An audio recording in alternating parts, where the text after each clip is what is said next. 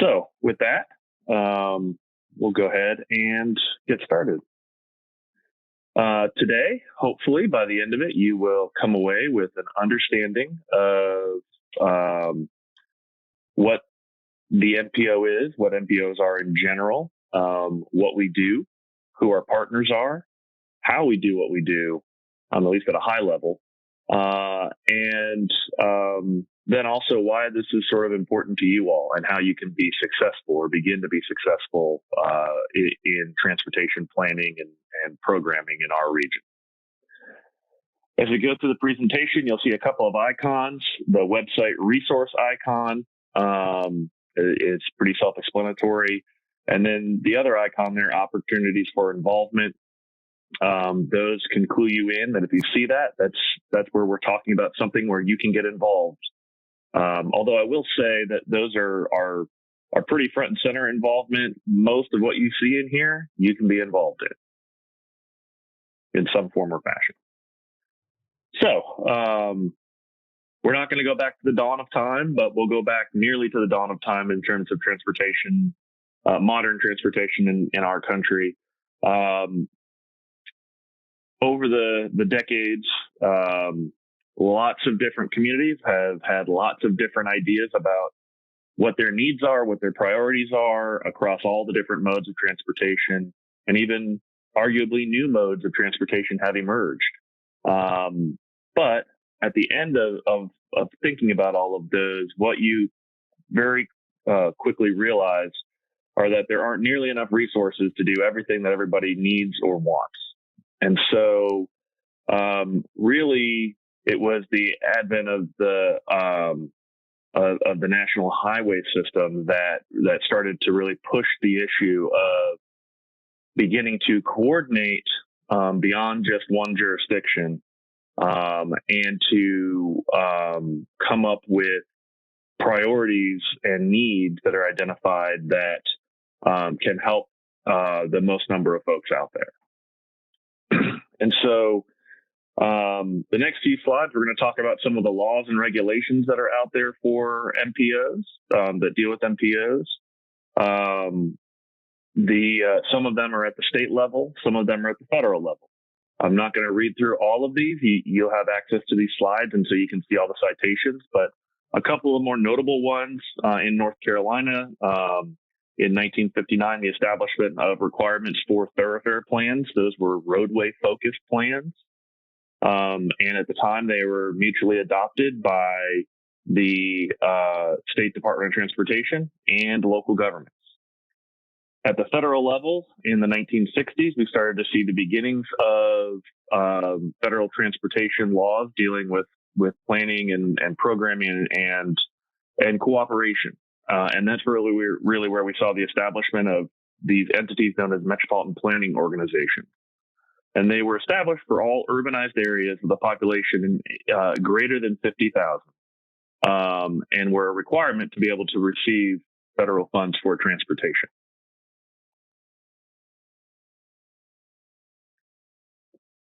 So as time went on, you began to see more and more MPOs get created.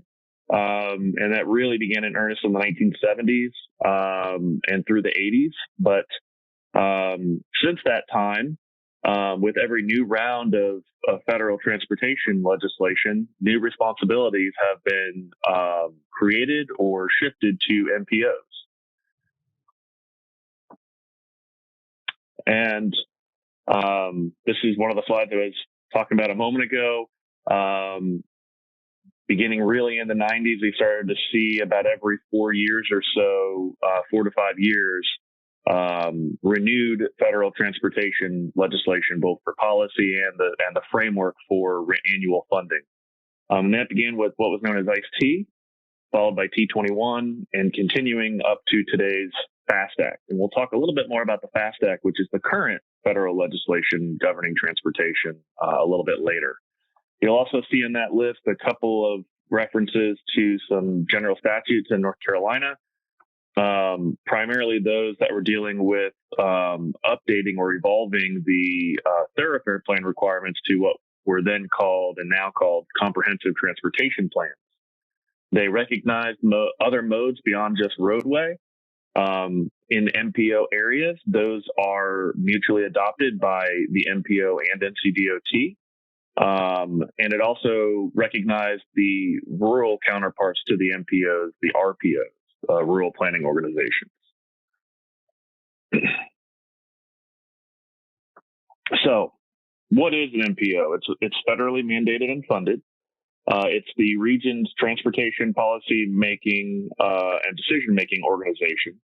It's made up of representatives from local governments and other governmental transportation authorities, including the State Department of Transportation. And in our region, other entities like Go Triangle, the regional transit provider. And we're required and we're charged with conducting, along with those partners, the 3C planning process, which is the continuing, cooperative, and comprehensive planning process. There are actually federal and legal definitions for those three words that don't necessarily mean what you think they mean, but it's probably about 80% of what you think they mean. So as we step through all of this, know that the idea is that we all work together, we think comprehensively, and then we act together where we can. So, just one second here, Bonnie. Are you seeing gray boxes on the screen, or is that just that's what I'm seeing too? We seem to be having something popping up here with the slide deck. Hopefully, we'll get that squared away here in just a second. It looks like it's disappeared on mine. WebEx has been a go-to virtual resource for us, and generally it has worked very well for us. But every once in a while we get a little glitch there. So apologies ahead of time if that happens again. But back to the show here. How are MPOs determined? It's codified in federal regulation. Basically, it's the urbanized area, as well as the areas that are forecasted to be urbanized within a 20-year time frame. These are reviewed every 10 years based on the decennial census. And so we just went through the 2020 census, and everyone's eagerly awaiting the results of the census to be released so that we can understand any changes to the urbanized area that would then trigger any changes to our Mpo boundaries.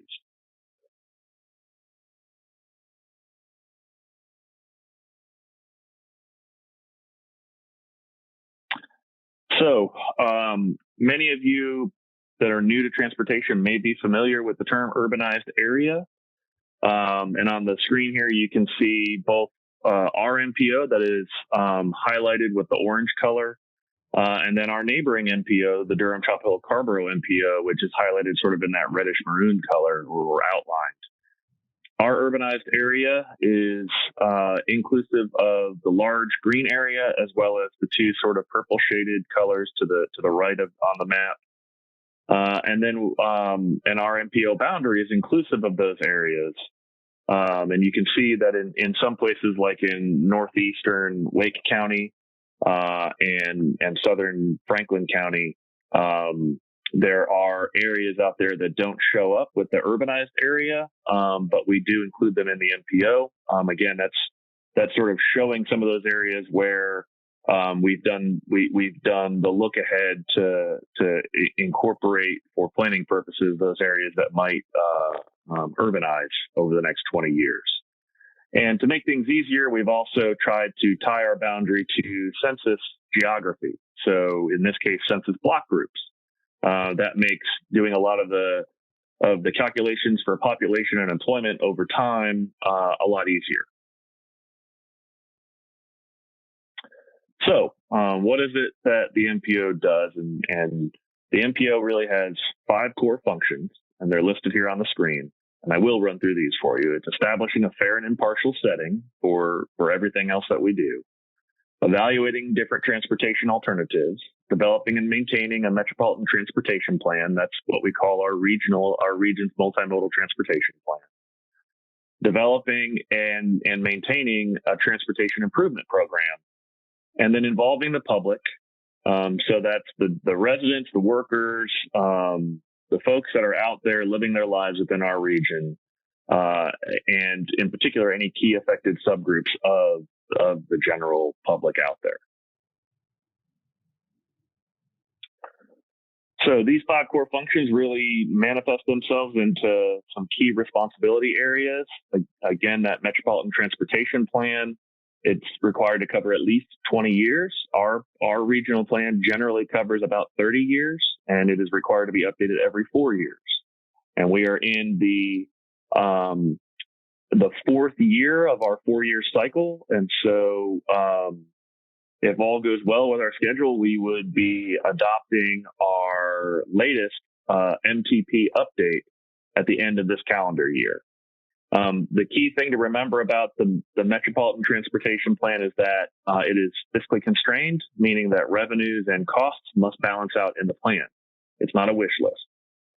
The Transportation Improvement Program, this is that 10-year list of transportation projects and programs that'll be funded. It has to be consistent with our regional plan, and it has to be in agreement.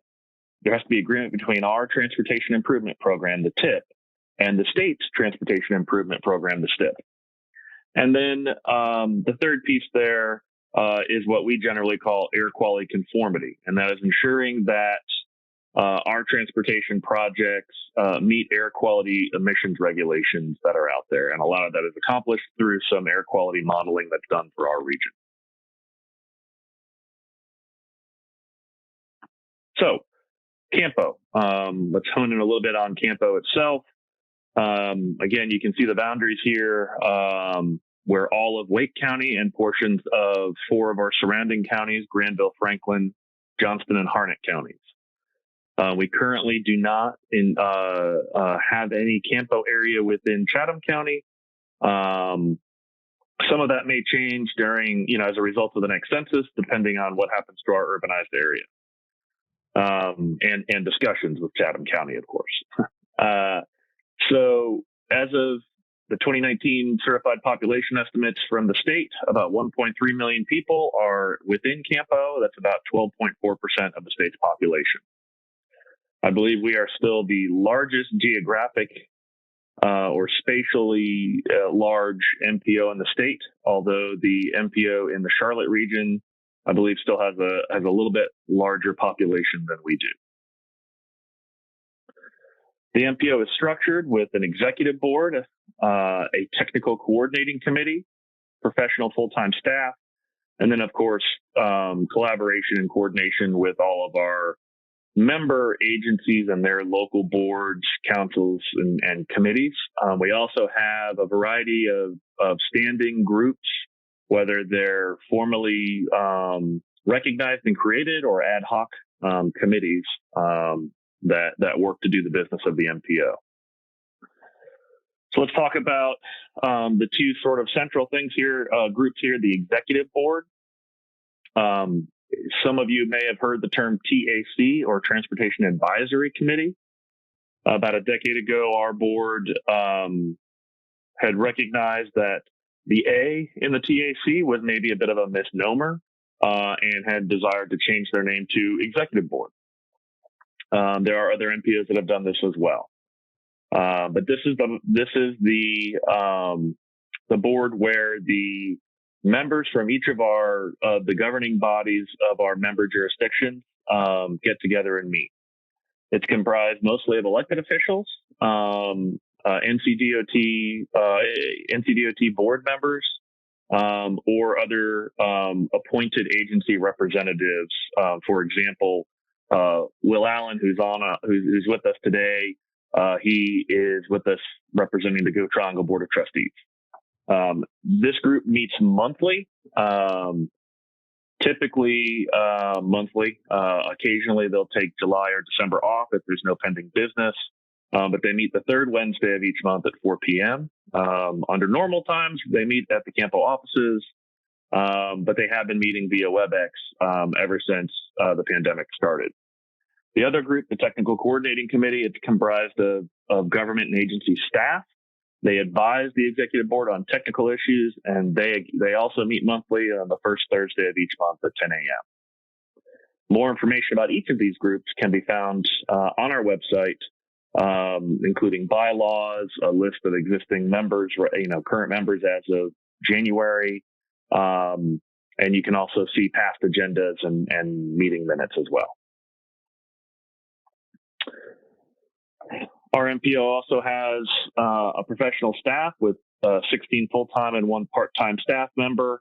You saw their pictures and their names before the meeting started there, but it's a variety of engineers and planners and public engagement specialists and other technical specialists as well.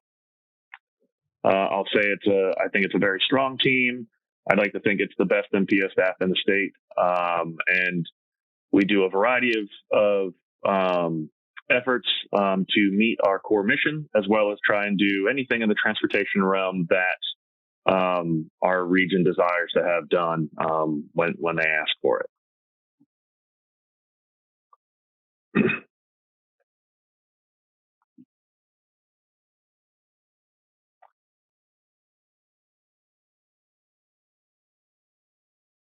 There we go.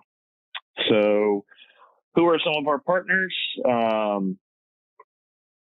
There's a lot of folks, again, that are involved, whether they actually sit on our board, our executive board or not, elected officials throughout the region, also both our state and federal legislative delegations, a variety of state agencies, although Ncdot is probably the most front and center of the state agencies, the private sector, many different interest groups, other regional entities, our transit providers, federal agencies. We'll talk a little bit about those in a little later today, and of course the public.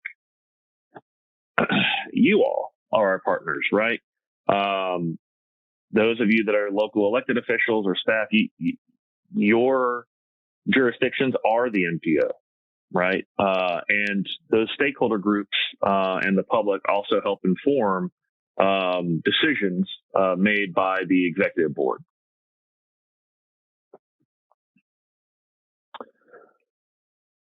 So the executive board and TCC members, of course, they represent the local communities or agencies that they come from. And it's sort of a two-way street, right? They're the conduit. They provide information from the local government or agency to the MPO, and they also take information back and distribute and collect that with their local community, with their board, with their staff, with the community, with their local community at large. This is done not just through the monthly meetings, but it's also done through a variety of other things and activities that are going on, primarily through the various planning studies that we undertake each fiscal year, sitting on technical teams, sitting on stakeholder groups. Those of you who come from sort of that northeast quadrant of our MPO, think somewhere between US 1 on the west side there and US 64, I-87 if you go clockwise around Campo. You are currently, your communities are currently participating in the Northeast Area Study Update. Some of you may be on the stakeholder oversight team, and some of you may have staff that are participating on the technical team known as the CTT or Core Technical Committee. This has been going on for nearly a year and a half, and it's coming to a close here very soon. I think they're trying to round out the recommendations that are going to come out of that study. But it's one of the primary ways that we can get engaged, and your communities can get engaged with the MPO. We also have had for about 10 years a set of regional policy priorities. They were updated a few years ago, and for those of you who are on our board, know that this past executive board meeting in February, we had provided an update on these. You can find these on our website as well. The major changes here aren't even really major. They are really elaborating a little bit more on some of the policy priority areas so that folks are armed with a hopefully easy to understand and use one pager front and back about some of those policy priority areas. But for those of you who are interested in this, again, you can find it on our website. And we'll probably even send a copy of those out to you all after the meeting. So some of our key partners or more frequent interacted partners in the region, the Durham, Chapel Hill, Carrboro MPO to our west. They are the other MPO in the Triangle region. And they include all of Durham and parts of Chatham and Orange counties. We also partner with Ncdot. We have several different Ncdot divisions that we work with and cover Campo, and the Triangle J Council of Governments, who conduct studies and help us with some of our planning activities. On the map on the screen here, you can see the purple boundaries are the two MPO boundaries. The red boundary is the boundary of our of the Triangle Regional Model, which is a computer model that is used to help us forecast transportation needs, at least mobility needs, out into the future. And the white the white area on the map, those are the areas that are in the Triangle Ozone Maintenance Area. Those are areas that we have to deal with air quality conformity on. So you can see nothing matches up perfectly. That it all comes from different legislation, but there is a vested interest in working together to make sure we meet all these different requirements.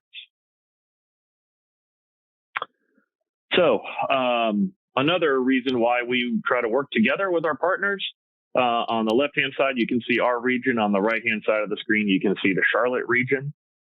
We have a very different kind of growth in our region than Charlotte has had, as an example. Charlotte's been more of a traditional central city with outlying areas that sort of commute to it in the morning and from it in the evening, although even that is beginning to change a bit there. But the Triangle has sort of grown and developed with a very different travel pattern. Lots of folks commuting from different places to other places. And you'll find that a very common thing is for a very high percentage of one community's workers to live somewhere else compared to where they actually work, right? And I think the last I remember looking at about a year ago, Raleigh, for example, about 80% of their workers don't live within the city of Raleigh. And about 80% of the jobs in Raleigh have people who work there but live in a different community. So pretty strong cross-community commuting happens in our region, which is a little bit different than a lot of other regions out there. So it's one of the reasons why it's always made a lot of sense in the Triangle for us to sort of work together and plan together, regardless of where the invisible boundaries actually are. One of the key partners in that working together is the Triangle J Council of Government. They're one of the many council of governments or COGs throughout the state. They are their sort of bread and butter is regional coordination. They're also the home to the Triangle Area RPO, so it is helpful as we think about those areas that are not within our MPO boundary but might be in the future. To continue to coordinate with those RPOs. And you'll see there's some other RPOs out there like the Upper Coastal Plain RPO to our east and the Burlington Graham MPO, although they're not an RPO, to the west of Durham and Orange counties. All areas that we are all entities that we coordinate with and plan with on a fairly regular basis. Triangle J also administers the region's Transportation Demand Management Program that's jointly funded by the two MPOs and Ncdot. And so TJCOG sort of coordinates that work across all the different providers out there. And they also help us to coordinate with other regional issues. Transportation isn't the only thing that we think about on a regional basis, right? Housing, land use, water quality, all of those things. And they're all interrelated with transportation and our growth and ultimately the quality of life for our region.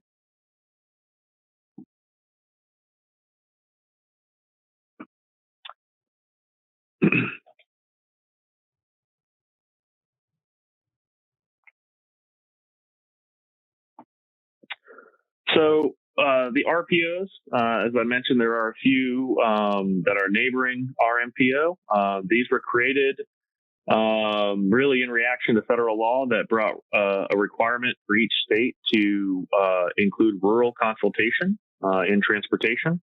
North Carolina historically has been a leader when it comes to RPOs and that rural consultation. The RPOs, being recognized and created in the early 2000s and structured in many ways like MPOs, although some of the rules and requirements are a bit different. But they work with Ncdot to plan rural transportation systems and advise on rural transportation policy. And again, we work closely with our RPOs whenever there's an issue that involves both the MPO and RPOs, whether it be things like our Southeast area study, which will be beginning next year, when an update of that study. The first one was done in 2014-15 timeframe, and it was a joint study with Campo and the Upper Coastal Plain RPO because it covered part of Johnston County that was outside of the MPO boundary, but we thought it was silly to do a study in Johnston County and not include the I-95 corridor. So we all decided to partner together and work to do that study. Ncdot, another major partner.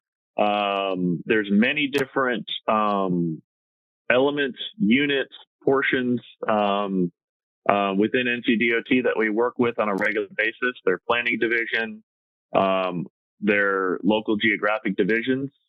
Campo has area within both or all of 5, Part and 4, and Part and Division 6. And that's mainly for construction and operations,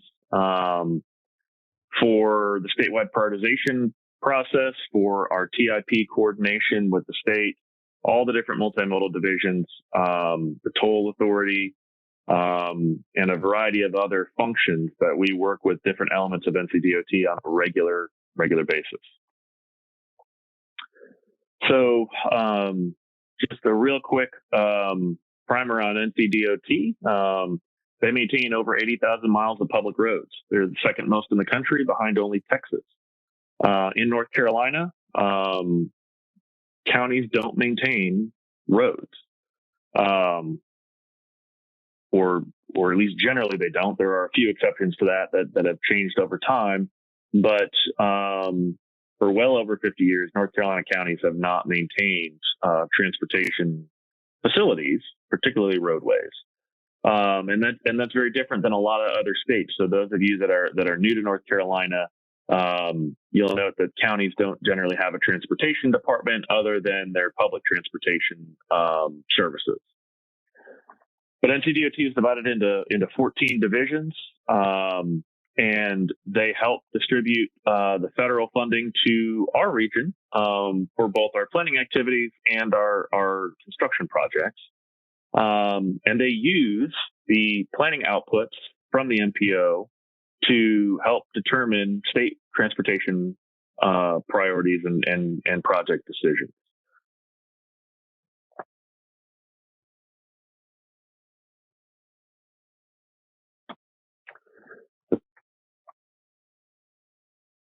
So across the state, this map could be, it's very colorful, but you can see on one map, all of the MPOs, all of the RPOs, all of the Ncdot regions that are out there and how they're broken out.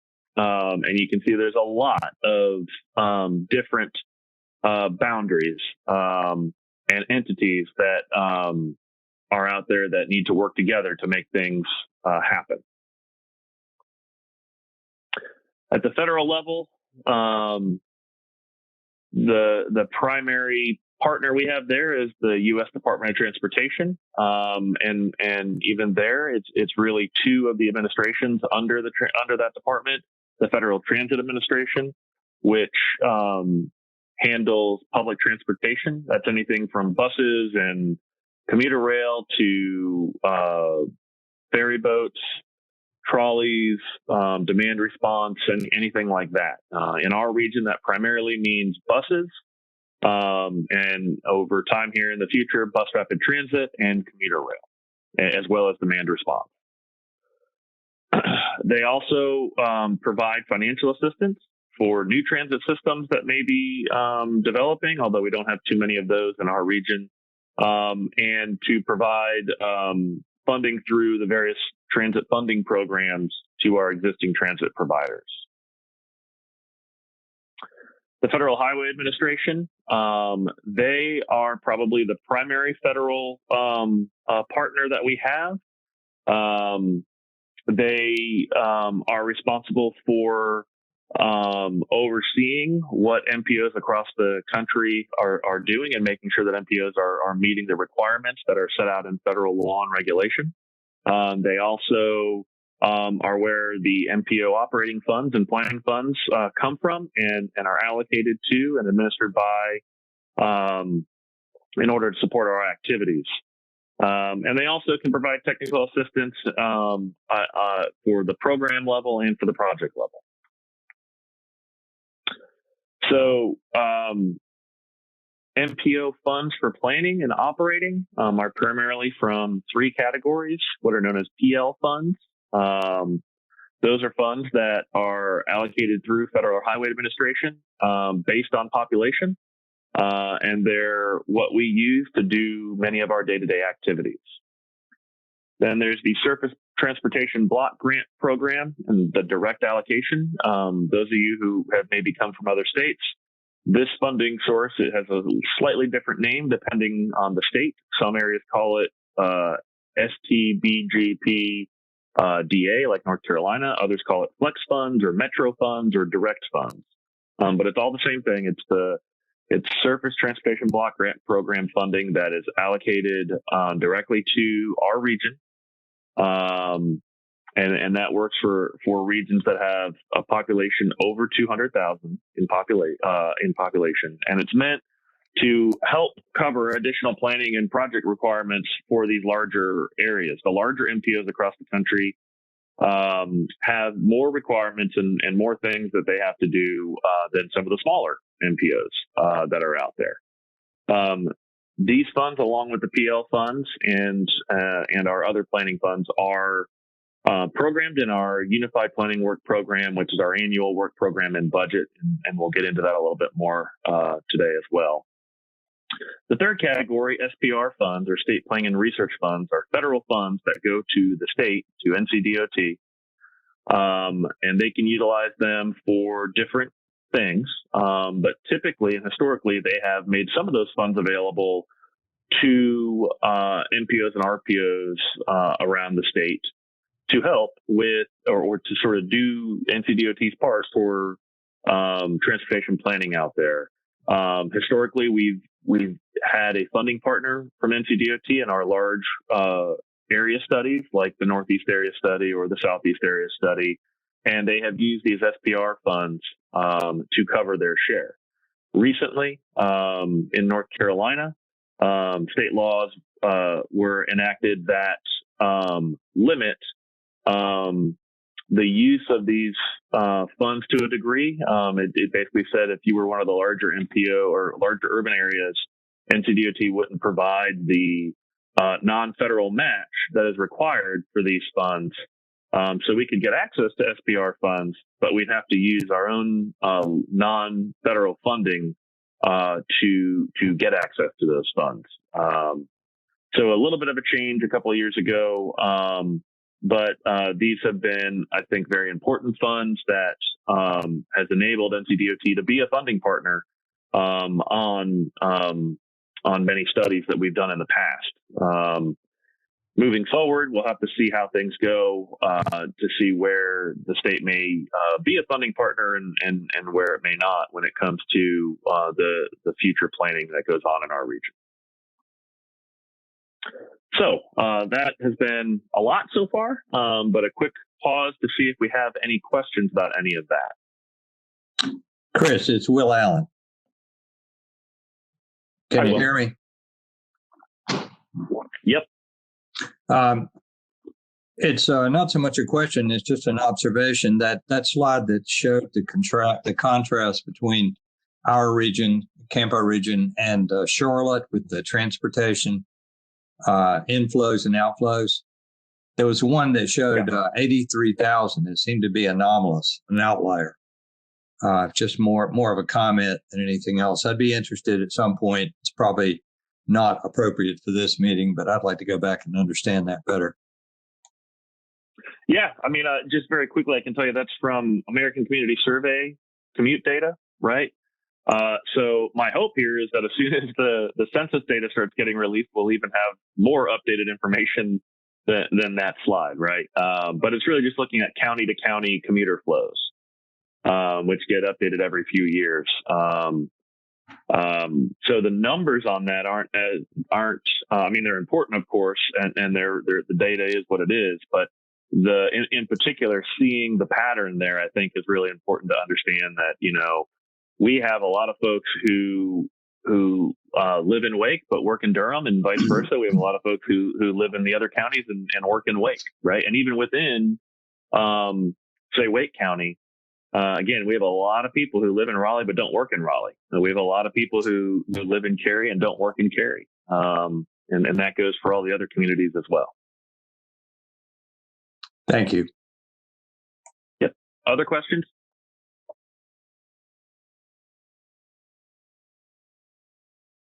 All right. Well, this is, I think, the first year where we haven't had a question about one of those general statute citations. So, yay, I don't have to quickly look something up to find the word for word on that. But they are in the slide deck if anybody is interested in that and wants to go back and look at it. Or if you have questions about it after the fact, please let us know, and we'll be happy to talk to you about it.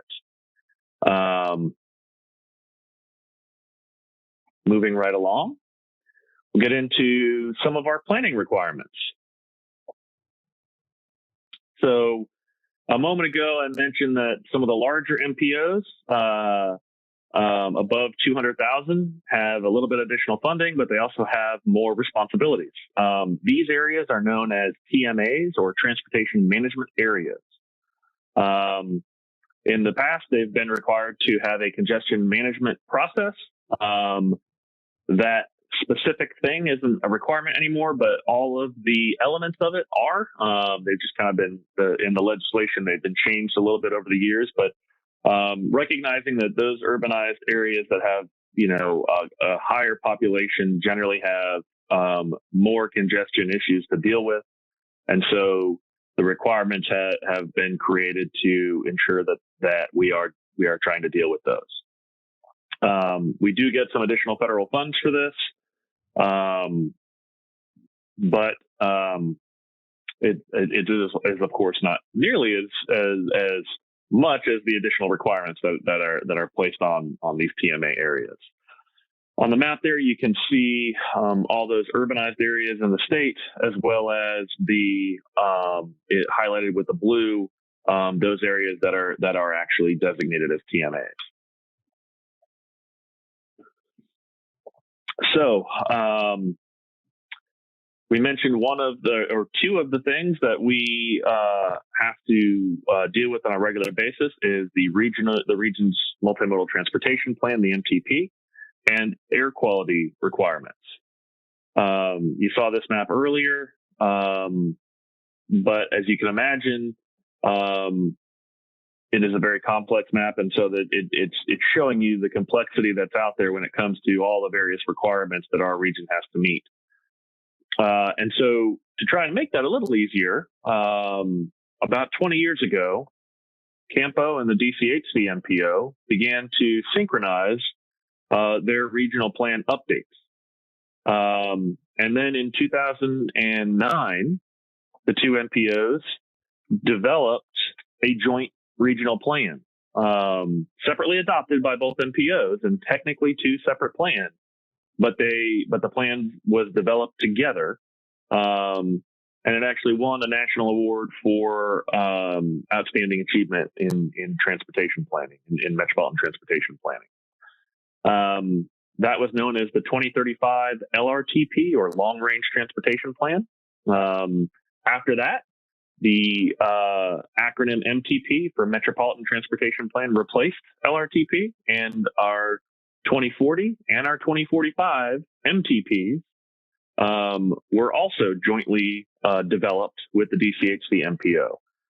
Currently, we are in the midst of our 2050 MTP development, and it is also jointly developed to the point where the MPO staffs work together, and even having, say, a Campo staff member doing work that in one area of the plan development for the entire Triangle region, not just the MPO that actually writes their paycheck, right? And that has been a very successful approach. We're meeting generally biweekly to coordinate those efforts, and I think our region has been better off for it. It really allows us to have, to bring our common strengths in order to accomplish a very, very big and large task.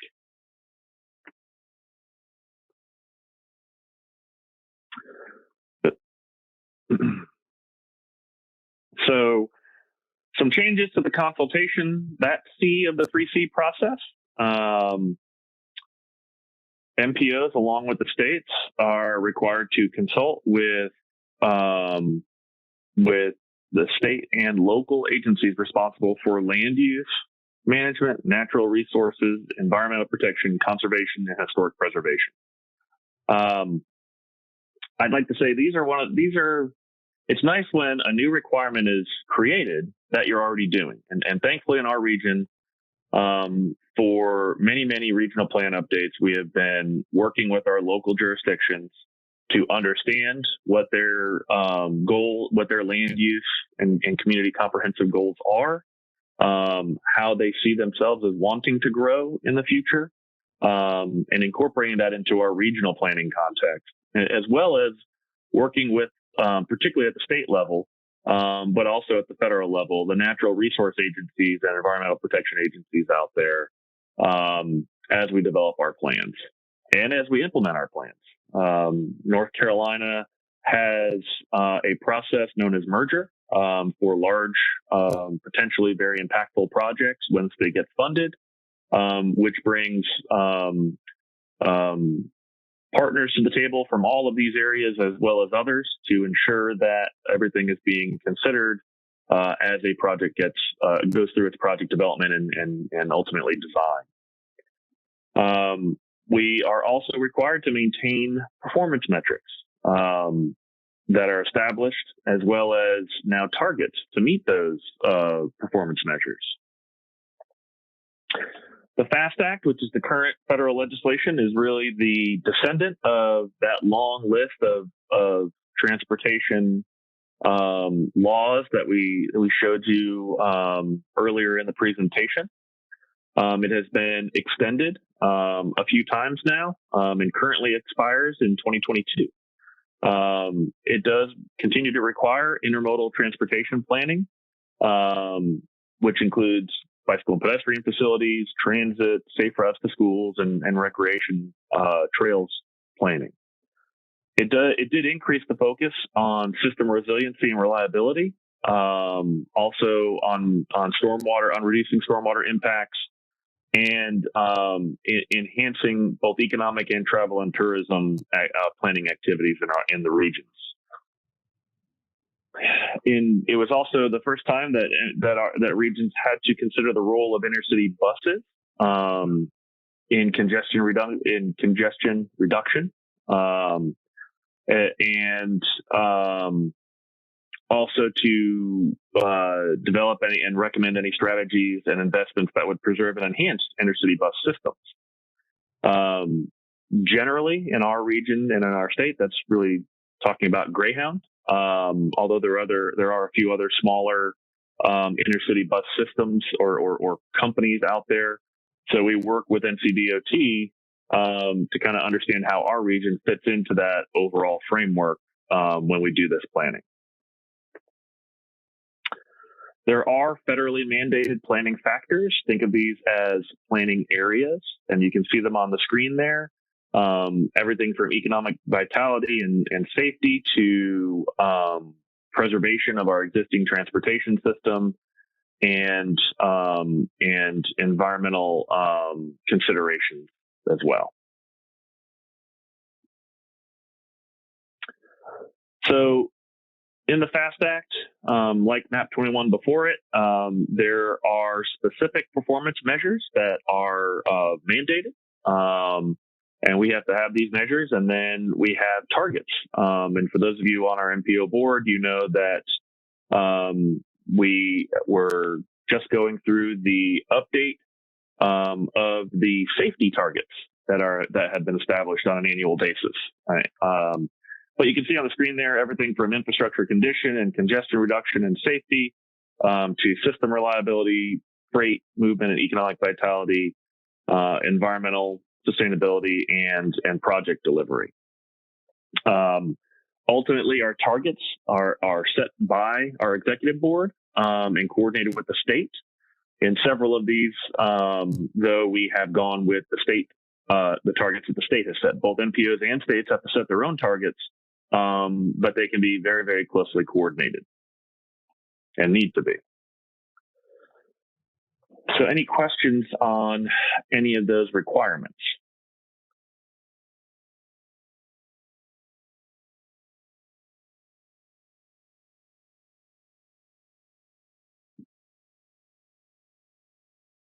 Okay, we'll keep moving on then. And probably everyone's favorite point or time at this point in the process is the break time. So, Bonnie, I'm going to advance one more slide here. And I think I'll let you take back over and set up the break ending for everyone. It's about 9:26 now. So.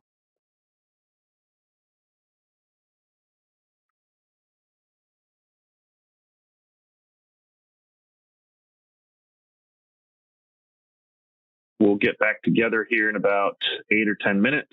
That'll give folks a chance to stretch their legs, get another cup of coffee or whatever, and we'll get back together and start talking about some of our planning products. For those of you who are just kind of hanging out during this break, what you see up on the screen here are our famous or infamous tomato maps, and they're showing you sort of today, or what we call our base year right now, that's 2016, and then out into the future, 2050.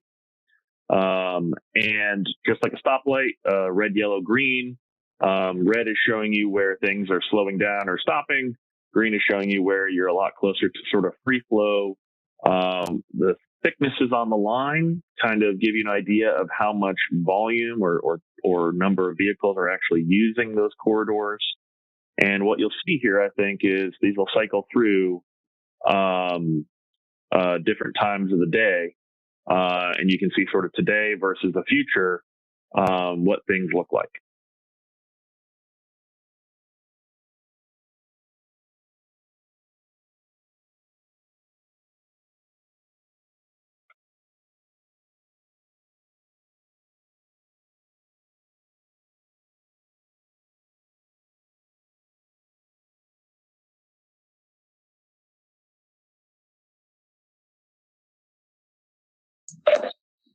Thanks, Chris. So the break is beginning?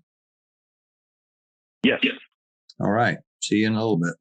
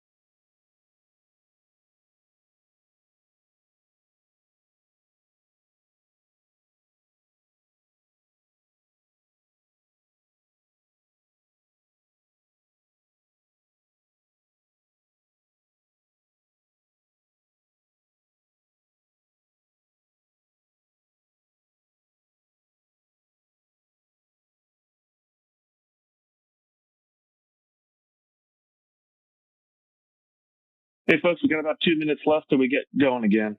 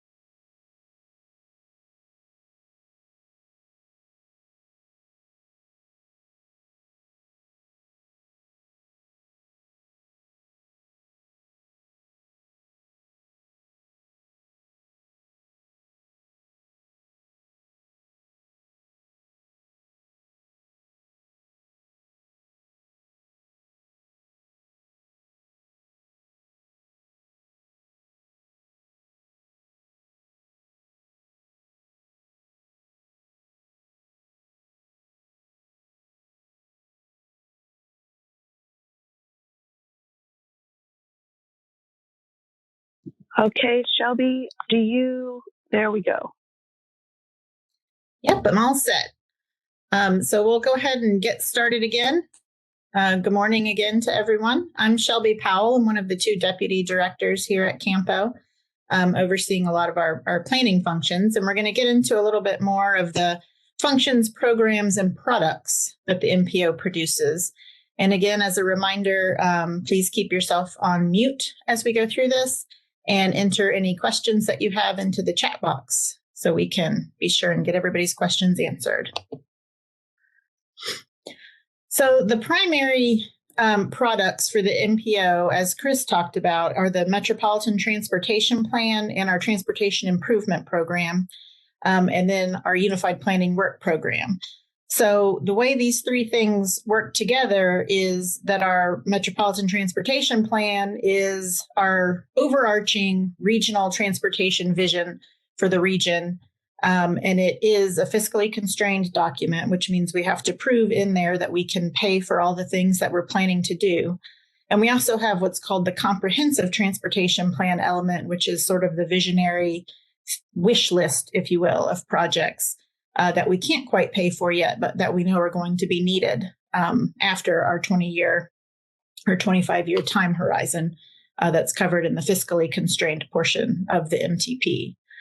Our Transportation Improvement Program is typically updated every 2 years, and we're going to go into a little more detail on the Transportation Improvement Program, or TIP, as we call it, a little later in the presentation, but just real briefly, it is updated every couple of years, and it's sort of our CIP for the region, if you will, for transportation projects.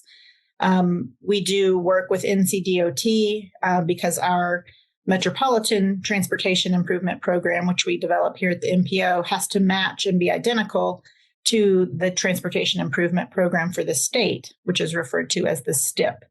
It is federally required that those 2 documents be identical in order to prove that there's agreement between the state and the MPO to move transportation projects forward. And it also needs to be consistent with our MTP so that we can show that we have been planning for these improvements that we're now funding through our TIP.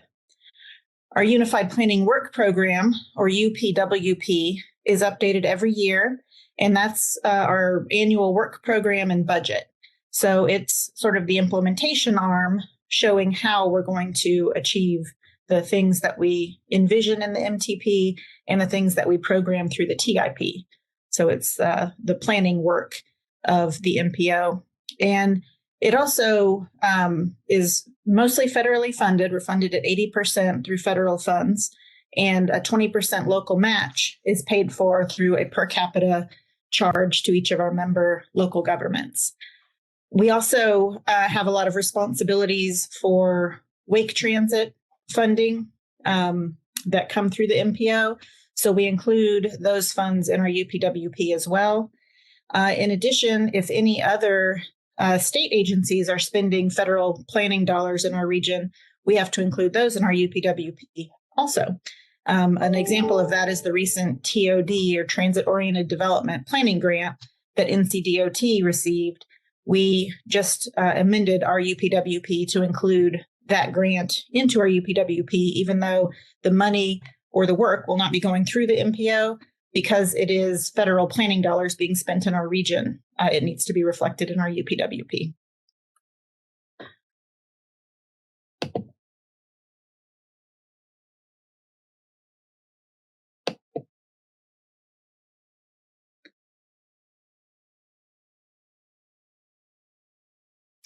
Sorry, my clicking's gone a little crazy here.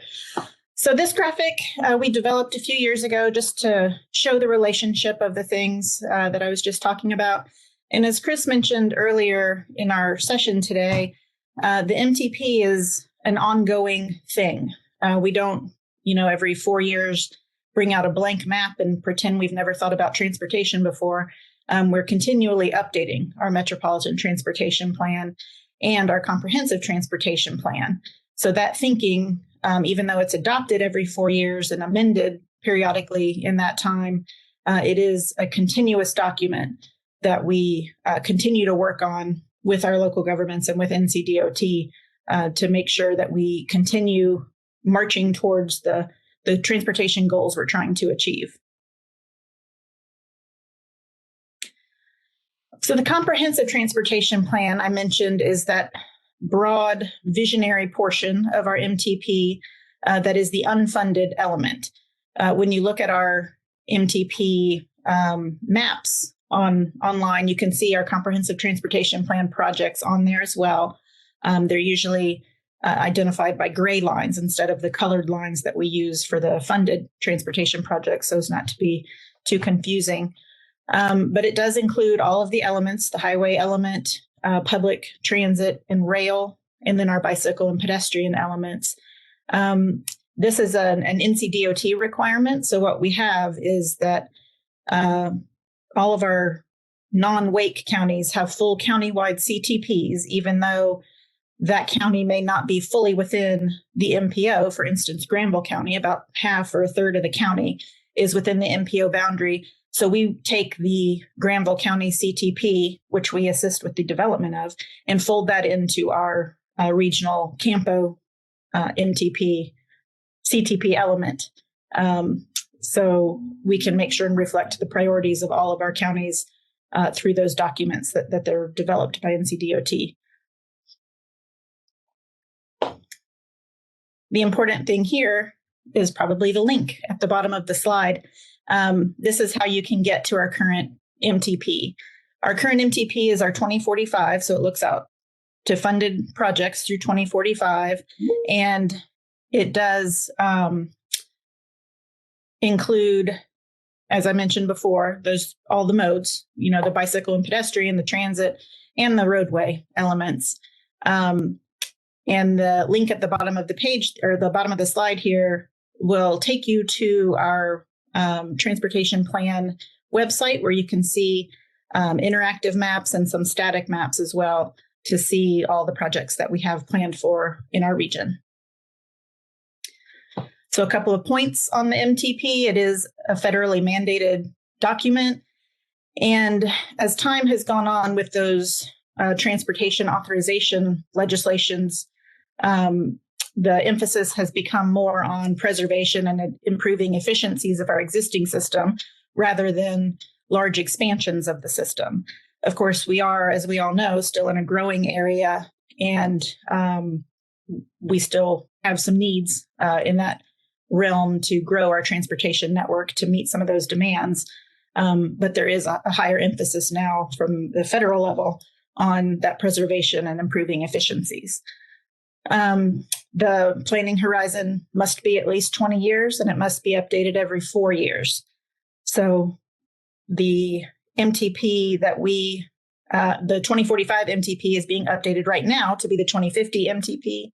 And we are in the midst of updating it right now with hopes to adopt a new 2050 MTP by the end of the calendar year or early next calendar year.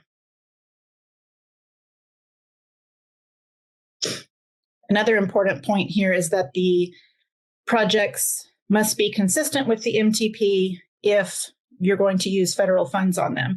So that's where it comes into play. As I mentioned, the TIP, which outlines what is actually being paid for and built in the region with federal funds, or if it's a regionally significant project being built with local funds, it does need to be reflected. The project needs to be reflected in the MTP in order to move forward.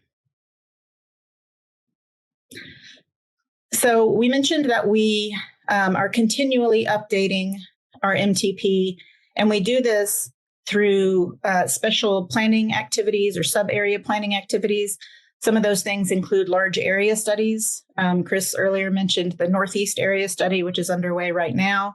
We'll be starting our Southeast area study update next fiscal year. We do hotspot studies, which are kind of drilled down engineering analysis, looking at specific problem areas that need a little special attention to figure out what the solution needs to be. We also do other special studies such as corridor studies, or we've done the Raleigh-Cary rail crossing study to look at rail crossings between Raleigh and Cary along the rail corridor there. So lots of planning work is always underway at the MPO, and all of those things boil down into and are incorporated into the MTP when we update it every 4 years. We also incorporate your local plans. So we're going through a process right now of meeting with each of the member governments from the MPO to review any local land use or transportation plans that have been updated in the past 4 years since we adopted the last MTP. And we're making sure we have a good handle on what those priorities and projects are so that we can make sure and incorporate those into our MTP as well. This is another example of one of our special studies. We did this a couple of years ago. It was called the Commuter Corridor Study. And this came from a discussion at our executive board where the previous mayor of Raleigh actually pointed out that even though we're making all this transportation investment, we still have an awful lot of red or congested area on our map. You may have noticed that during the break. And while you can't really build your way out of congestion, they say, there are some things we could take a look at to see if we could ease some of that congestion. So we did this commuter corridor study. The results of this are on our website. This is not meant to be an entire session going over the results of this study, but we looked at several scenarios to figure out if, concentrating land use development around transit lines, or if we took into account some of the stuff that's going on now with the pandemic, with people driving less and working from home more, some of those kind of scenarios to see what impact that had on our transportation network. Some of this work will be used during some public engagement and outreach as we update our MTP this year as well. But things like this are really what help give us a good handle and a continuing handle on transportation activity and priorities in our region.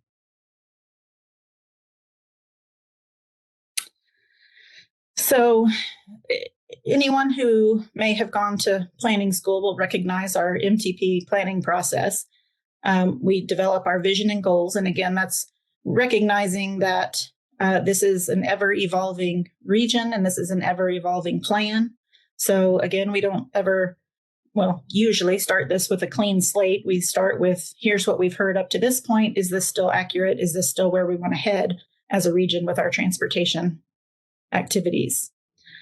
Then we do some analysis and evaluation. As I mentioned, we're right now in the middle of meeting with our local members, our local planning staffs, TCC members, to make sure we are incorporating all the planning work that is being done around the region to make sure we have a good handle on what projects are desired and prioritized out there across the planning area. And we will continue to do analysis on that. We'll get into a little bit more on what that analysis is and how it works later in the session today. But that's what we're in the middle of right now. Then we will go through some alternatives analysis and develop a preferred option for what we think that final plan should look like. And then we will get to that final planning document. And as I mentioned, hopefully update or adopt that at the end of this calendar year or early next calendar year. Chris also mentioned earlier some of the performance-based planning that's required through the federal government now. The two MPOs, Campo and the Durham-Chapel Hill-Carborough MPO, have actually been engaged in this for some time, even before there were these more stringent requirements. So luckily, we had a pretty good handle on how to incorporate some of this new, more recent requirements. I wouldn't call them new anymore, but these more recent requirements around performance-based planning. And Chris also mentioned, and we remain very proud of our awards and being recognized by the National Association of MPOs as a leader in some of this coordinated and collaborative regional planning. This is something I think that's done a lot more frequently now. These awards were awarded back in 2009 when that really wasn't done across MPOs as a general practice. And there have even been some more robust suggestions, if not requirements, to do some of this more cross-regional collaboration. So Campo and DCHC in the Triangle area have really been a leader in this area. So this map on the right is to show you the nightmare of invisible boundaries that you normally drive through when you get on the road and drive from one end of the region to the other, or hop on a bus and ride from one end of the region to the other. Nobody even knows they're going through all of these different invisible lines. And as such, we think it's important to continue planning as if those invisible lines aren't even there. You'll notice that is a theme of a lot of our MPO work. So just to get into a little bit of what parts of the MTP that we do together with the Durham-Chapel Hill-Carborough MPO. We do our goals, objectives, and performance measures. This year, we put out a joint survey to the public. We also recently put out an internal survey to our board members and our TCC members that some of you may have seen in the past few weeks, dealing with our goals and objectives and some of the performance measures and how we're going to measure the success of some of those objectives. We also have a regional travel demand model, currently version 6 of that model. That's a model that is housed at NC State University at ITRI, which is the Institute for Transportation Research and Education. They manage our model for us, and we do have a model team comprised of Ncdot, the two MPOs, and Go Triangle staff that come together and make sure that model continues to work for us in the region. And that's another thing that's constantly under update and improvement. We also do joint population and job forecasts and use a regional growth allocation tool called Community Viz. You'll hear us talk a lot about Community Viz as we talk about land use that's influencing transportation activity around the region. Again, as Chris pointed out in that kind of Triangle area versus Charlotte area slide, there's a lot of cross-jurisdictional travel here. So it doesn't make sense to do a population or job forecasts or really even land use impact forecasts in one of the MPOs and not consider the other. So doing that jointly really helps improve the accuracy and the meaningfulness of those tools. We also do consistent financial planning and assumptions. So we're assuming new revenues or growth of revenues from the state consistently across both MPOs to, again, help maintain that fiscal realism in our MTP. We do the deficiency and needs analysis, the alternatives analysis, all that analytical work. We do that together with DCHC, or the Durham Chapel Hill Scarborough MPO, with a lot of help from Triangle J Council of Government. We also do the environmental justice methods and analysis. This is another requirement from the federal government, and we're always trying to improve how we're looking at environmental justice issues and making sure that there's some equity built into our plans. So we do that, not necessarily jointly because we don't run those analyses together necessarily, but we do work across staffs to make sure we're looking at things the same way. We also have a number of projects that span the two MPOs. I-40, kind of the Main Street freeway of the region, the commuter rail project that's under development by Go Triangle right now, that goes across both MPOs, US 70 and C98. There's any number of transportation corridors that go between the two MPOs. So we will oftentimes do joint corridor studies or area plans together with the DCHC MPO so that we can make sure we're consistently looking at things kind of from top to bottom. And then our final MTP report is a joint document as well. So I mentioned our UPWP, our Unified Planning Work Program. That's our annual work plan and budget. That is not done jointly with the Durham Chapel Hill Scarborough MPO because it is required to identify what our Campo staff is working on through the year. We have what we consider our core mission work tasks, and those are things such as maintaining our Metropolitan Transportation Plan, our TIP. Many of you are familiar with our LAP program, our Locally Administered Projects program. There's going to be a little bit more information on that later in the session today. But those kind of core mission things are included in our UPWP. But we also have what we consider our non-core mission things, which are generally things that are requested by our local government members or the state to help do some kind of targeted specific transportation planning. For instance, a couple of years ago, we worked with the town of Rollsville to do a Main Street corridor study that was jointly funded by the MPO and by the town of Rollsville to look at Main Street downtown. So because that was more of a local benefit or a locally impactful road corridor, that was funded as a non-core mission MPO work task.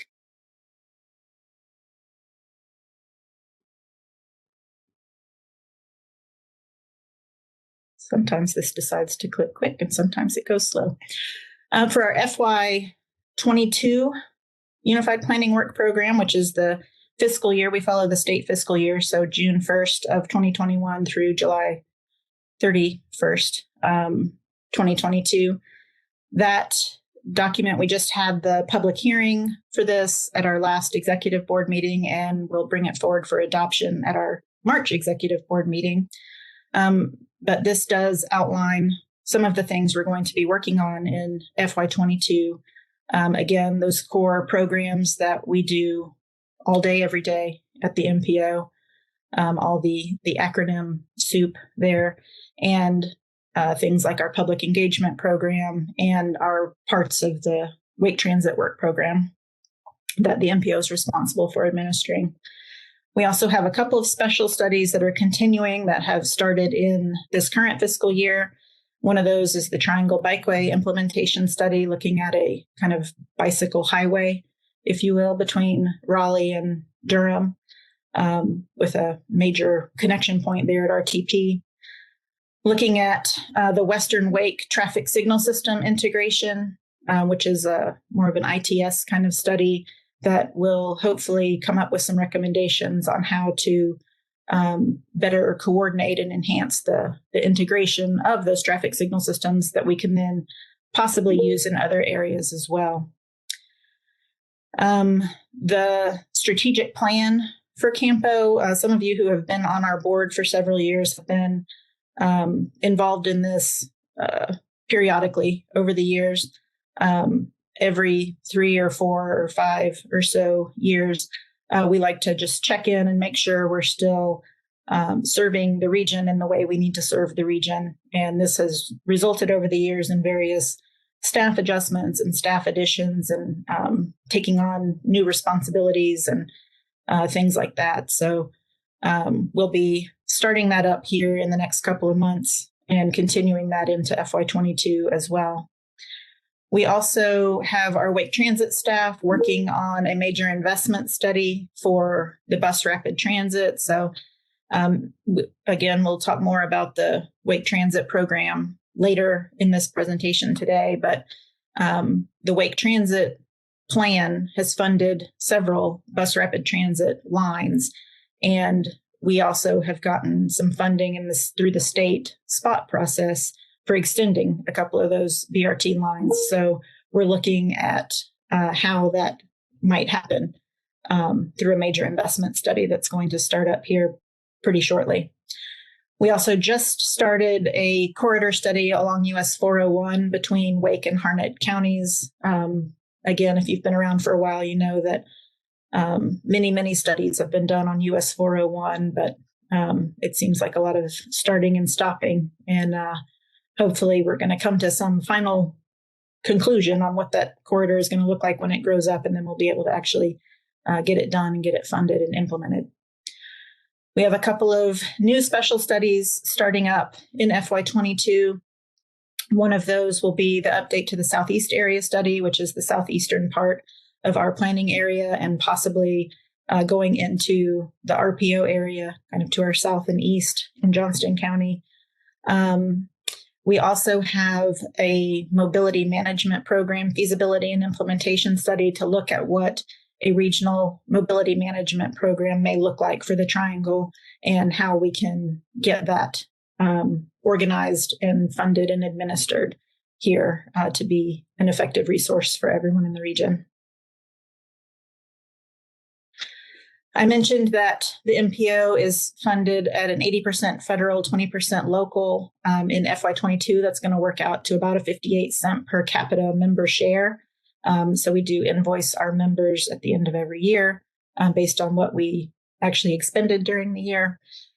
This also, our budget also includes Wake Transit funding that we get through the Wake Transit program, again, to pay for our Wake Transit staff and planning activities that we do at the MPO that are associated with Wake Transit. We also, the way the MPO is organized is that we have a lead planning agency, and our lead planning agency is the City of Raleigh. So the MPO technically lives at the City of Raleigh. The MPO staff are technically City of Raleigh employees, and we pay the lead planning agency every year overhead to house us. So using things like their human resources and their IT departments and things like that. So this next fiscal year, we're estimating that's going to be about $236,000 that we pay to the City of Raleigh to continue to be able to live there. Another part of our UPWP is our self-certification.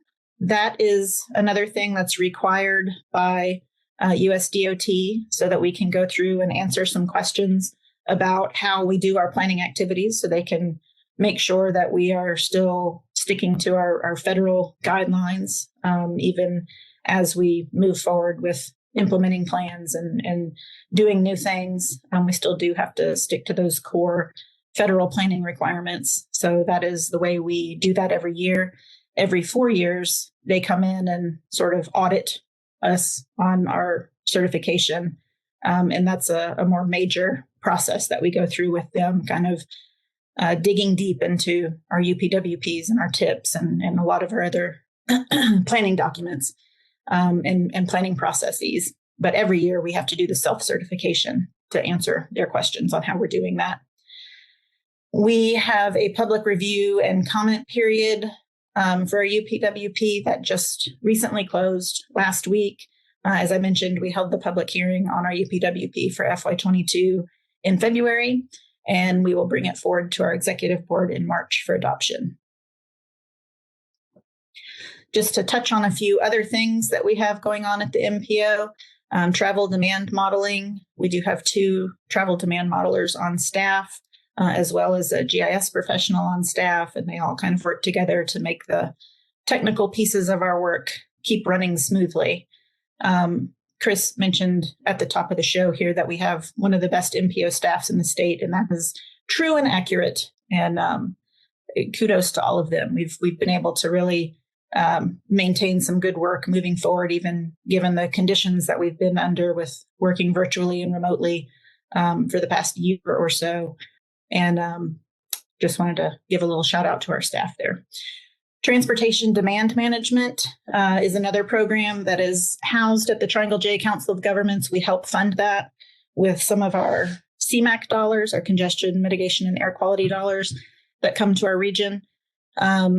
We have staff that sit on committees and help guide that program that the COG runs for us. Vision Zero is something you all may have heard of, which is to get towards zero preventable traffic fatalities. Zero preventable traffic fatalities. So we do a lot of work with safety and reviewing safety metrics and incorporating that into a lot of our study work that we do.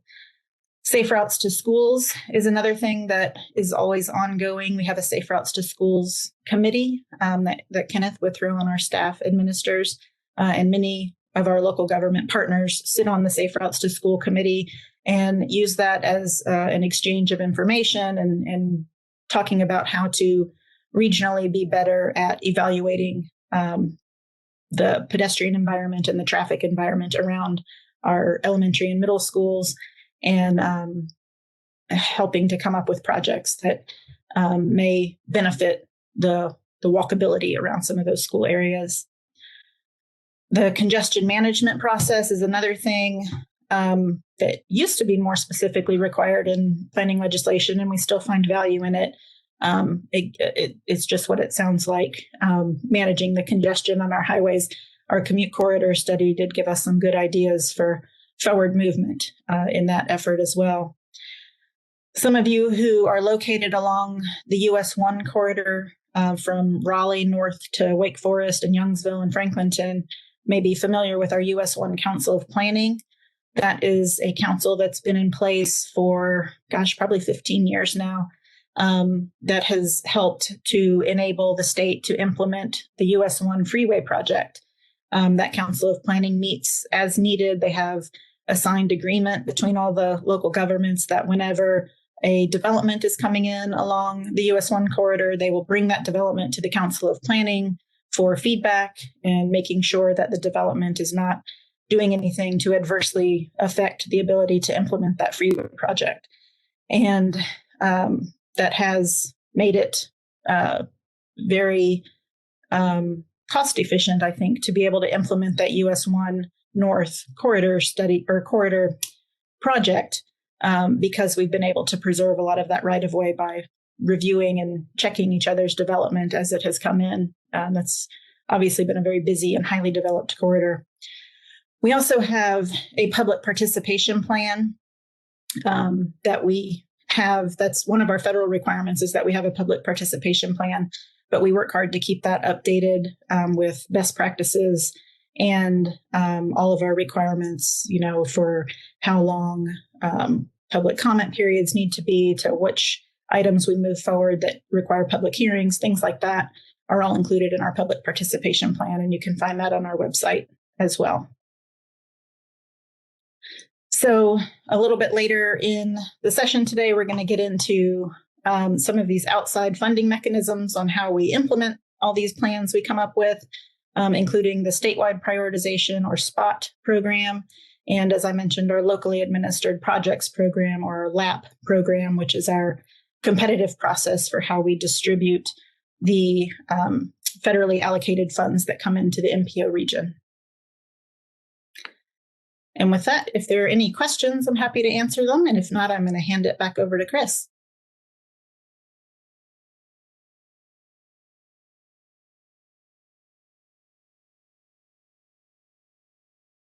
Hey, Shelby, thank you. That was excellent. Oh, good. Thank you, Will.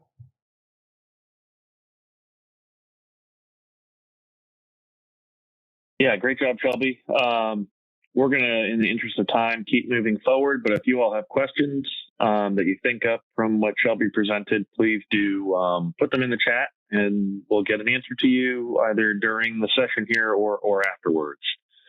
But with that, we'll go ahead and keep moving forward into our next section, which is going to begin to talk a little bit more about the TIP and STIP, LAP, and this whole thing called statewide prioritization or SPOT, and the SPOT process. Perhaps you've heard it referenced that way. So just a quick, more, I guess, factoid. The current STIP, if you look at the 2020 to 2029 breakout, you can see where the funding is going by mode. And I'll note this is also inclusive of operations and maintenance funding. So about 77% going to highway, about 14% to bike ped, and you can see the rest up there on the screen in terms of pieces of the pie. This does fluctuate from time to time a little bit as amendments are made, but it does give you an idea of kind of what areas, what modes the funding is going to in the STIP. I will say for all of you that are new to this, there are many times when folks will say TIP, but they're actually referring to the STIP, or the State Transportation Improvement Program. Again, these are two separate documents that are required to be in agreement with one another, but sometimes the acronyms do get used interchangeably. So this map here is another map that's maybe famous or infamous. It is an exercise we started doing several years ago to look at and try and estimate where the revenue for our transportation system is coming from within the state, and also where the expenses are going. And it was coined the goalpost map several years ago because someone thought it looked like a goalpost with sort of the two end bars on either side of the state and the smaller part in the middle there. I will say there's a lot of different data points that go into this exercise, and some are estimated. And it's based on vehicle miles traveled and other things, and CAFE standards for vehicle gasoline miles per gallon, that sort of thing. And it's probably also worth noting that projects in the mountains and on the coast per mile are more expensive to construct. And that in the middle, we tend to have property values that are a little higher. So, this is really just meant more as a thought exercise and to look at these things and begin to understand, even if you take those outliers out because you had a lot of blasting on maybe one particular mountain project or a big bridge that had to get constructed. These aren't like in a rank order relative to each other. It's more based on the situation in each county. But just like historically we've talked about donor and donee states, that when they send the federal gas tax back up to the federal level and then it gets apportioned out, there have historically been states that have provided more of the gas tax to the federal government than maybe what they got back in return. Now, much of that has gone away, but historically, North Carolina was one of those donor states, rather than a receiver of more funding than maybe what was sent up. We have the same situation within the state, is what this data might suggest, that some counties are perhaps providing more into the gas taxes collected than others.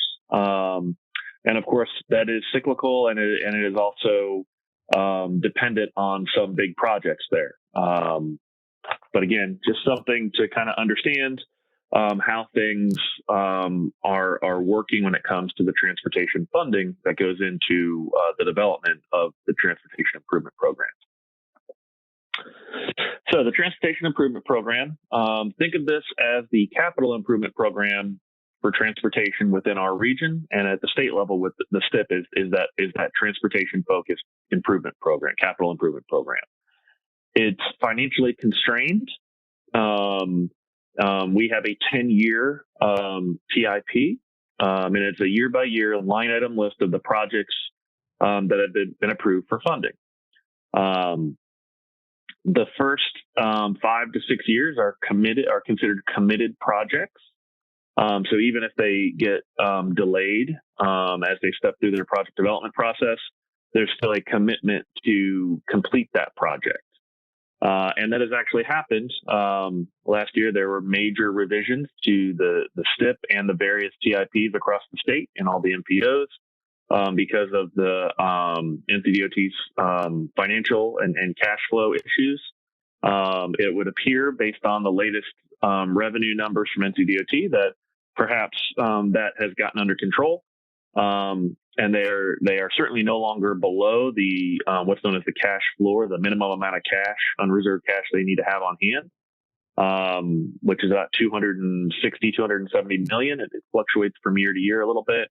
And the last cash report I saw, which was about a week or two ago, they were sitting at about $1.2 billion with of unreserved cash on hand. So they're in a much different financial situation than they were last year, but still not completely out of the woods.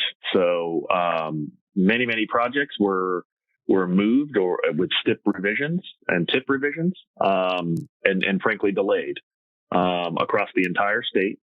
And those that had been programmed within those first 5 or 6 years, even if they were moved out to a later year, which most were, they are still designated as committed projects.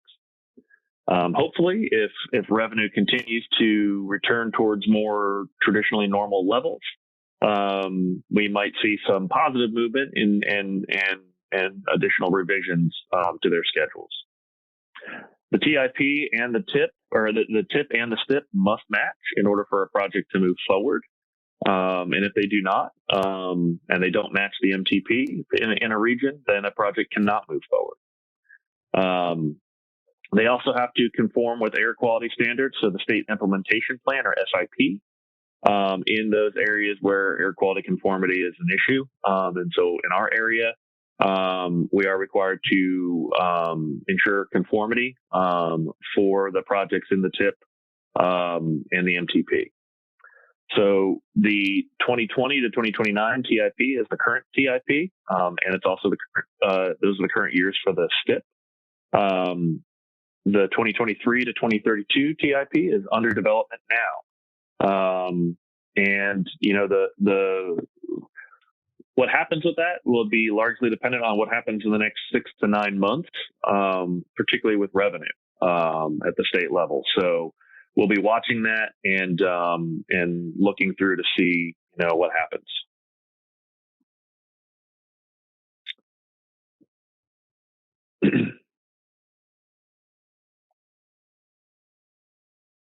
Okay, we got a little bit of a delay here, but hopefully it'll jump back for me. Bonnie, it looks like you took control of the slide deck again, so either pass that back over to me or advance the slide for me, please.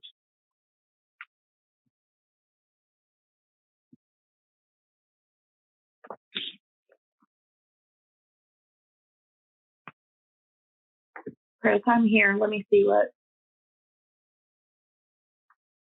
going on.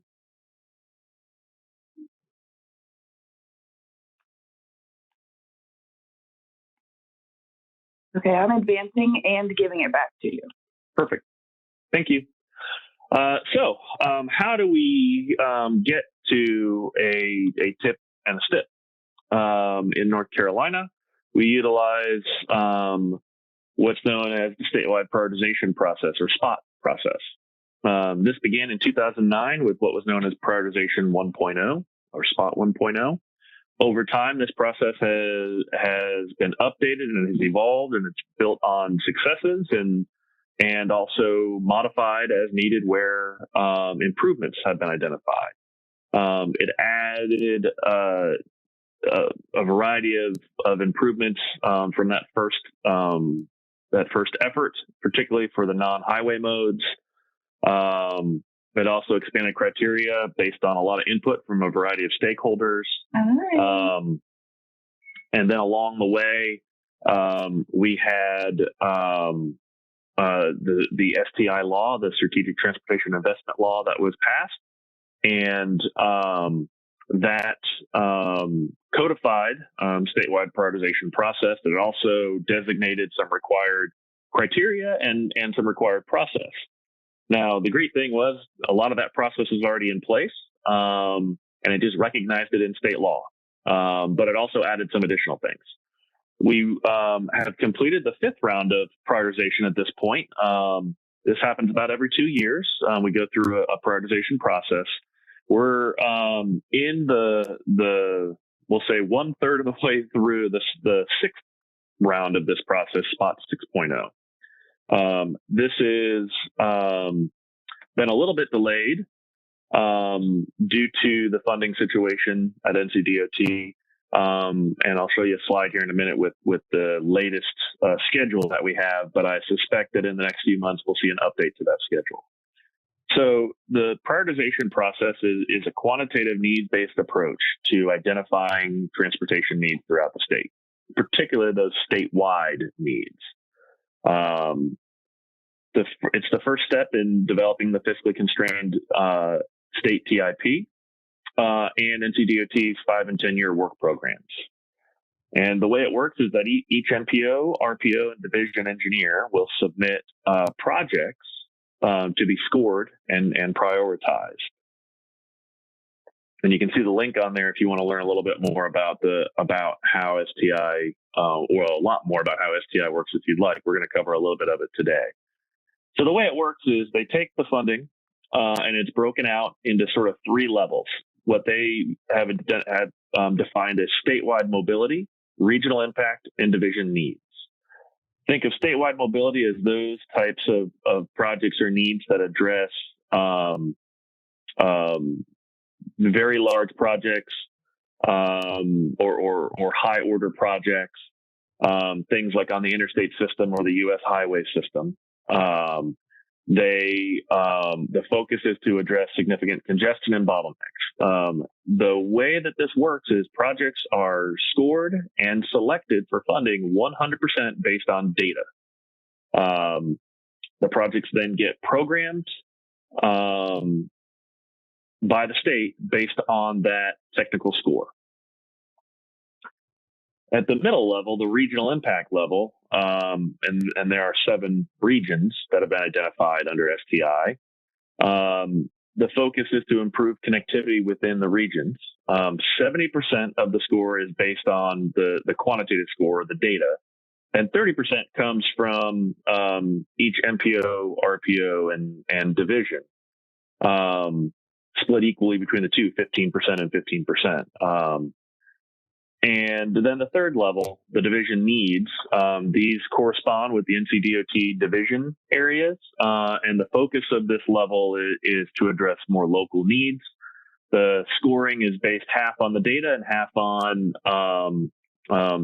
local and regional input. And throughout the entire state, it accounts for about 30% of the funding that's available under STI. At the regional level, that's also 30%, and at the statewide mobility level, that's about 40% of the available funding. So there's really 3 steps in this process at a high level. We select projects that we submit for scoring. We did that last year, and the number of projects that any area can submit is based on their population. So for Campo, we submitted 44 projects per mode, and we did that in every mode, I think, except for aviation and ferry. We have no ferries in our region, so we didn't have any ferry projects. And the only eligible airports in our region are the Raleigh-Durham International Airport, although there are some limitations on what they can request through STI. And then the Triangle North Executive Jet Airport, which is in the Franklin County Airport, which is really the only airport within within Campo that can really submit projects. And we did submit projects for them, and actually have had a fairly successful track record for them, getting several projects funded through the process in prior rounds of SPOT. The second step, once the technical scores have been released by Ncdot and the statewide mobility category projects have been funded, is to assign the local input points. And so we have about 2,500 points to assign across the different projects at the regional level, and then 2,500 points to assign across at the division level. If you remember earlier, we said Campo encompasses portions of 3 different Ncdot divisions.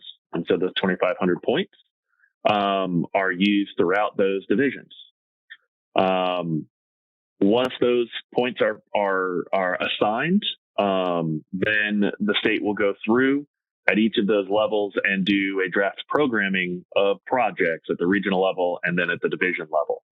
Across those 3 different categories of STI, statewide mobility, regional impact, and division needs, if a project from a higher level is not funded at that level, there is an opportunity for it to sort of fall into the next category, what's called cascading into the next lower order category. So a statewide mobility project, let's say a widening on I-40, if it were to not get funded, there is an opportunity for it to compete for funding at the regional level. If in our case, based on our adopted policy and methodology, we want it to compete at that level. And so in some instances we've done that, and in other instances we have elected to not do that. In the past, if a project missed out on funding at one level by let's say half a point, we knew that the next round of SPOT it would likely score high enough to get funded at that level. We may not have elected to let that project cascade down to a lower level of funding. And in other cases, if it was felt like it was such a high priority and it was needed to get funded immediately, then we may have done that. So we've done both in the past, and I suspect in the future we will as well. And then the third and final stage in this process is the adoption of our TIP and coordination with Ncdot with the STIP adoption. So our process it has been around since the second round of statewide prioritization, which actually predates the STI law. It has been modified slightly, but generally is the same process. It is adopted by the Campo Executive Board, and I think arguably has been one of the more successful policies and methodologies in the state. And so the first step in that process is that project selection. And so just using an example here, you can see we look at those projects that were already funded and may have still carried forward from things before STI was enacted. We look at projects that are and sort of account for projects that have already been submitted and don't have to be resubmitted to the SPOT process. And then for new projects, we begin with our regional plan, the Metropolitan Transportation Plan. That is your key to sort of get in the door to, a project getting funded. If a major project is not in our regional plan, it cannot move forward for funding. And, on the roadway side of things, we look at things like delay and travel time and some socioeconomic growth benefits, and those sorts of metrics that we use to compare projects and identify which ones to submit in any particular round of STI.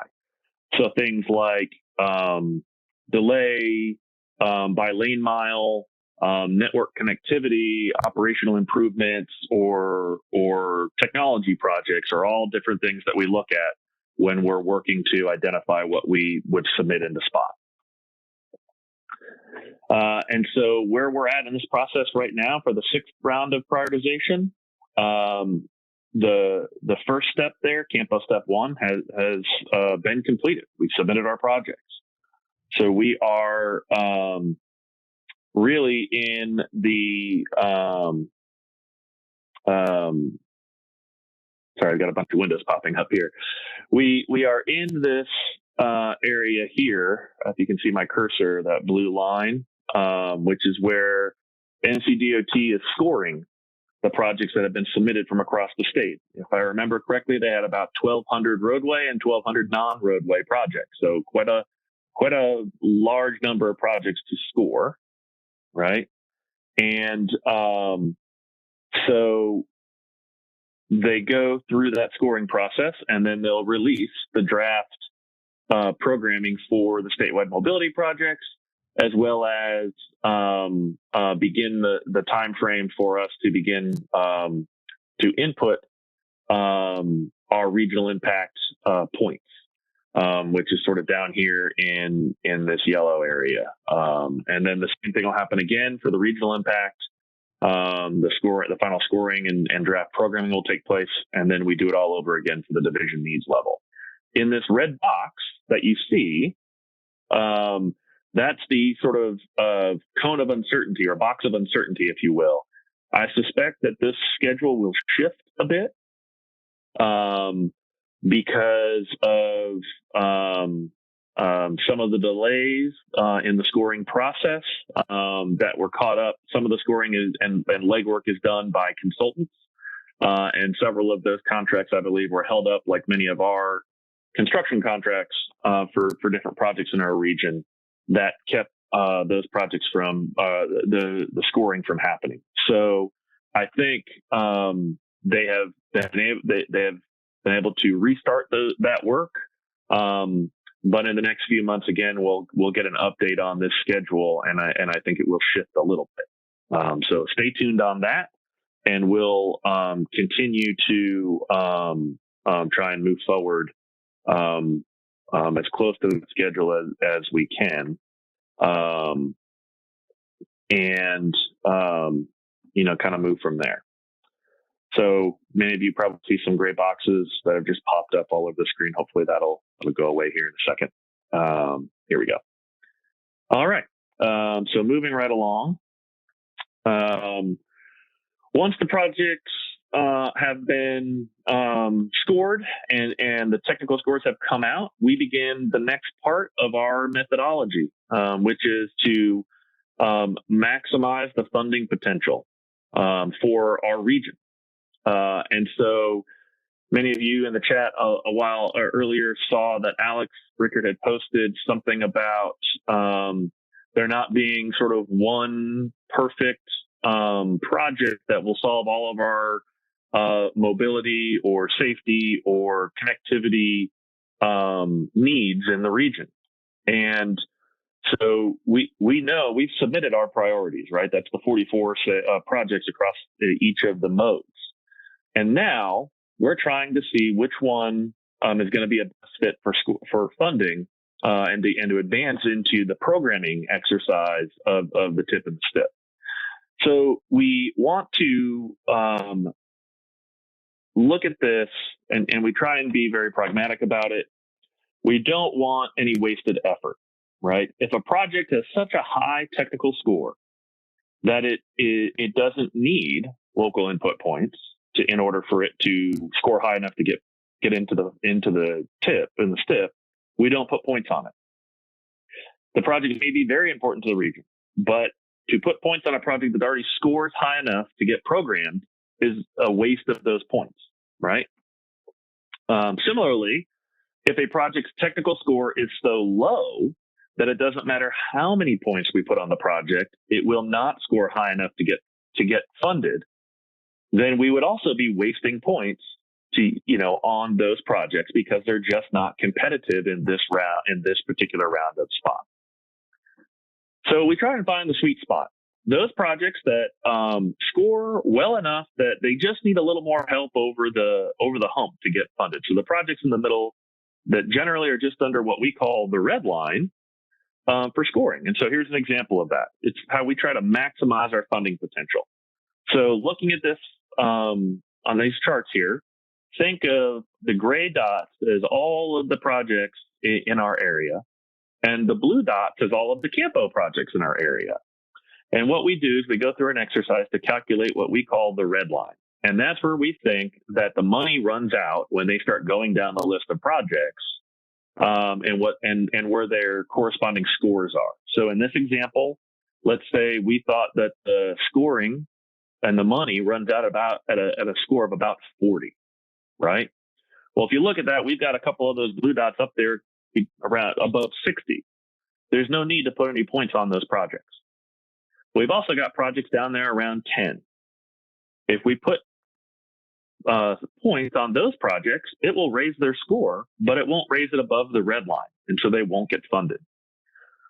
Whereas if we put projects on or put points on those projects that are right there below the red line, we can elevate their score above the red line and thus get them programmed for funding.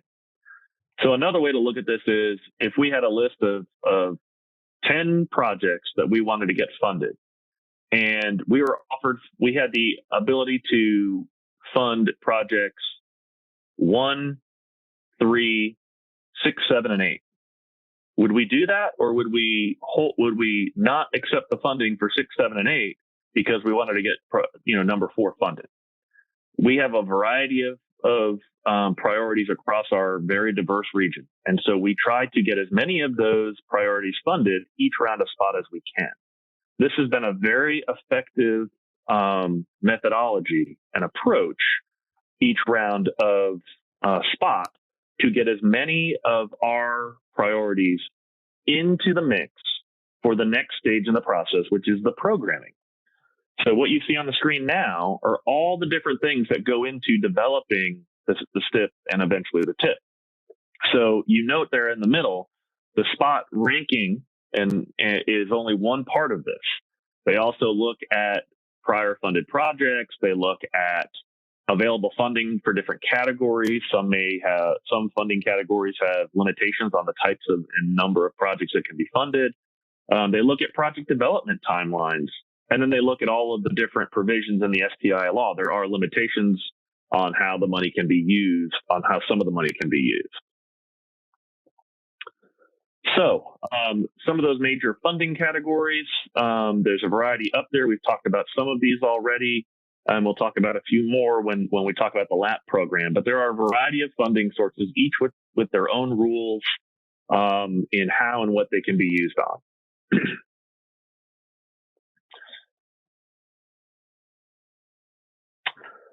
Project development timelines are also a really big influence on this. So while they do generally try and go down and fund things in final score rank order, so a project with a score of 80 would try to be programmed before a project score of, say, 65. But they also recognize that some projects are going to take longer than others. And so when they look at, say, the higher scoring project, if there's no NEPA document done on it yet and design is not done yet, and it's a very big project, let's say like a new freeway, for example, it may take 9 or 10 years to get that done. So that would get programmed later in the STIP versus, say, a project that scored lower than it that has a much shorter time frame to get built, that has a smaller, easier design. Maybe it is a categorical exclusion, which is a much easier environmental document. It may actually begin and get funded earlier in the program than the higher scoring project. And that would be because, they have money for each year they have to use. And if a project isn't ready to go to construction for another 8 or 9 years, they'll fill in the earlier years of the projects that are ready. Again, they try and do that in score order, but they do have to balance out how long it's going to take to actually design, acquire the property, and then build the project as well. So just a quick map here so you can see kind of how all of these regions and divisions are broken up. So each of the colors signifies one of the STI regions, and the regions are just pairings of Ncdot geographic divisions. And then again, and there's 7 of those. Campo includes areas that are covered in Region A and Region C. So Campo covers 2 STI regions and portions of 3 STI division needs areas or divisions. So it definitely adds some complexity to how this all works for us. It also presents opportunities. So let's kind of run through an example of this sort of quickly at the regional level. So looking at Region C, in our example here, which is a real example, I think this was from Spot 5. We anticipated a funding level of about $754 million. There were 190 projects overall in Region C competing for that funding. Of the 190, 79 were Campo projects. So between what new projects we submitted plus projects that were already in the hopper with Spot, there were 79 projects from Campo within the 190. And what we calculated is that we thought about 21 of our 79 projects would be potentially competitive projects to make it into the program. So another way to look at that, right, is to say all of the 190 projects that were submitted valued at about $8.1 billion. There was about $754 million available. So you can see Region C was a very competitive region, and it's usually the most competitive out of all of the regions in the state. And our calculation on a 100-point scale put the red line at about 62.5. And so when we looked at that, you could see we saw several projects, blue dots on that little chart there above the red line and a few just below it. So that's how we kind of came up with our potentially competitive project pool of 21 projects. And that in turn helped drive where the points went, those local input points for our projects in Region C. Same thing for at the division level. We do this for all 3 of our divisions. And we're going to show Division 5 here, primarily because it's the most competitive division in the entire state. So we anticipated about $100 million of funding over the 10 years of the STIP that was being created. Of that, there were 177 roadway projects, in addition to all of the other modal projects as well. And within that, there were 99 Campo projects. Out of that, we anticipated about 9 competitive projects, so significantly fewer competitive projects. And that was because that red line, based on the available funding and the competition, we anticipated it was at about 74.5 on a 100-point scale. So a much higher bar to overcome, right? And you can see in that chart there, just under $6 billion worth of requests for Division 5 projects, and only about $100 million available. So very, very competitive. And that has been consistent throughout the life of STI, that Division 5 and Region C are the most competitive geographic areas for funding under STI in the entire state. So I'm going to turn it over now to Gretchen to talk to you a little bit more about the current TIP and STIP, and then talk to you about LAP. And I think at the end of that, we'll take some questions for SPOT, STIP, TIP, or LAP. So take it away, Gretchen. Thanks, Chris, and good morning, everyone. As Chris just mentioned, I am Gretchen Vetter, and I am the LAP program manager here at Campo, but I also manage this STIP and TIP as part of those duties. So as Chris just mentioned, I am your last speaker before a break, so just hang in there. We're almost there. But to go back to the 20 through 29 STIP, this is the product of the most recent SPOT process. So the competitive process created this 20 through 29 TIP, and then the next competitive SPOT process will create our next TIP. So for the next 10 years. So some highlights for this TIP, we did see some projects that we're very excited to see funded. So that would include the Morrisville to Clayton Bus Rapid Transit project. We also had some managed motorways projects that were funded, and we got complete 540 in this round of spots. So we're very excited about those projects. As Chris mentioned earlier, we did see some project delays through this TIP and STIP, primarily due to the revenue issues caused by COVID-19 and a few other pre-existing financial issues. So in May of 2020, we saw a lot of our projects throughout the state essentially have to stop work unless they were already under construction. And since then, we have slowly been able to see these projects restart. So the link that you're seeing here at the left portion of your screen shows the list that Ncdot shares that shows when those projects are restarting. So that's a good link to keep up with to see when projects are restarting, but also Campo staff, we do share this information as part of our regular funding updates in our TCC and our executive board meetings.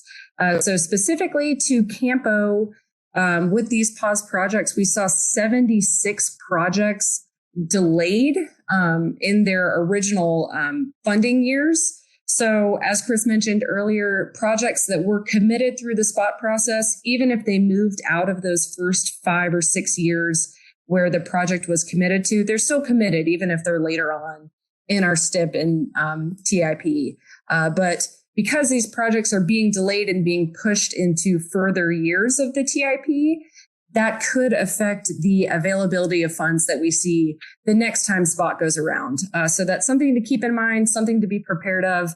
The next round of spot, we might not be able to see as many projects funded as we have in previous years, but that's because we've seen these projects delayed that is using the funding that is anticipated for those fiscal years. All right, so that is the STIP and the TIP. So now we can jump into the LAP program. And so, Bonnie, I think you still have control of the presentation.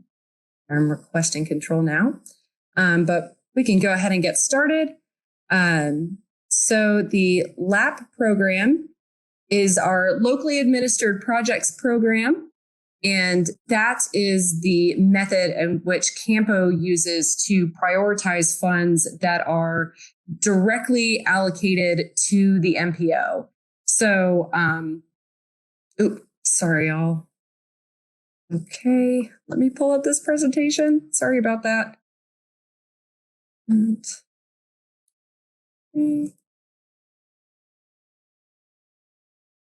Okay, thank you, Bonnie. Sorry, everyone. All right, so locally administered projects program, this manages the funding that comes directly to the MPO for us to use on projects. So the way that Campo manages this is through an annual call for projects. And so the funding that we're specifically dealing with this process is STBG-PDA, so that STPDA that was mentioned earlier, TAP-DA, and then we also received some congestion mitigation and air quality, so some CMAQ funding as well. The LAP program was created in 2011, and it is our methodology that we use to prioritize these funds. And some of the major goals of this program is to create a holistic approach to identify and prioritize small but highly effective projects and to avoid future federal rescissions to the maximum extent possible. And if you were with us in 2019, I'm sure you will be very familiar with the federal rescission that occurred in 2019 and then was actually rescinded and taken back. But essentially a rescission is when the federal government states, hey, you have federal transportation funding here that we've allocated to you. It hasn't been put on a project yet, so we're going to take it back and redistribute it out. So it's essentially a lose it or use it campaign, or use it or lose it campaign. And so through this program, we try to work very hard to make sure that we're using those funds so that we don't lose them. All right. And so, sorry, we got a little bit of a lag here.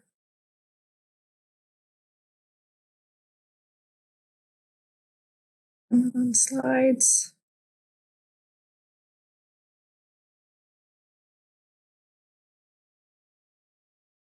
Bonnie, do you mind seeing if you can move the slides on your side? I'm not sure what's going on here.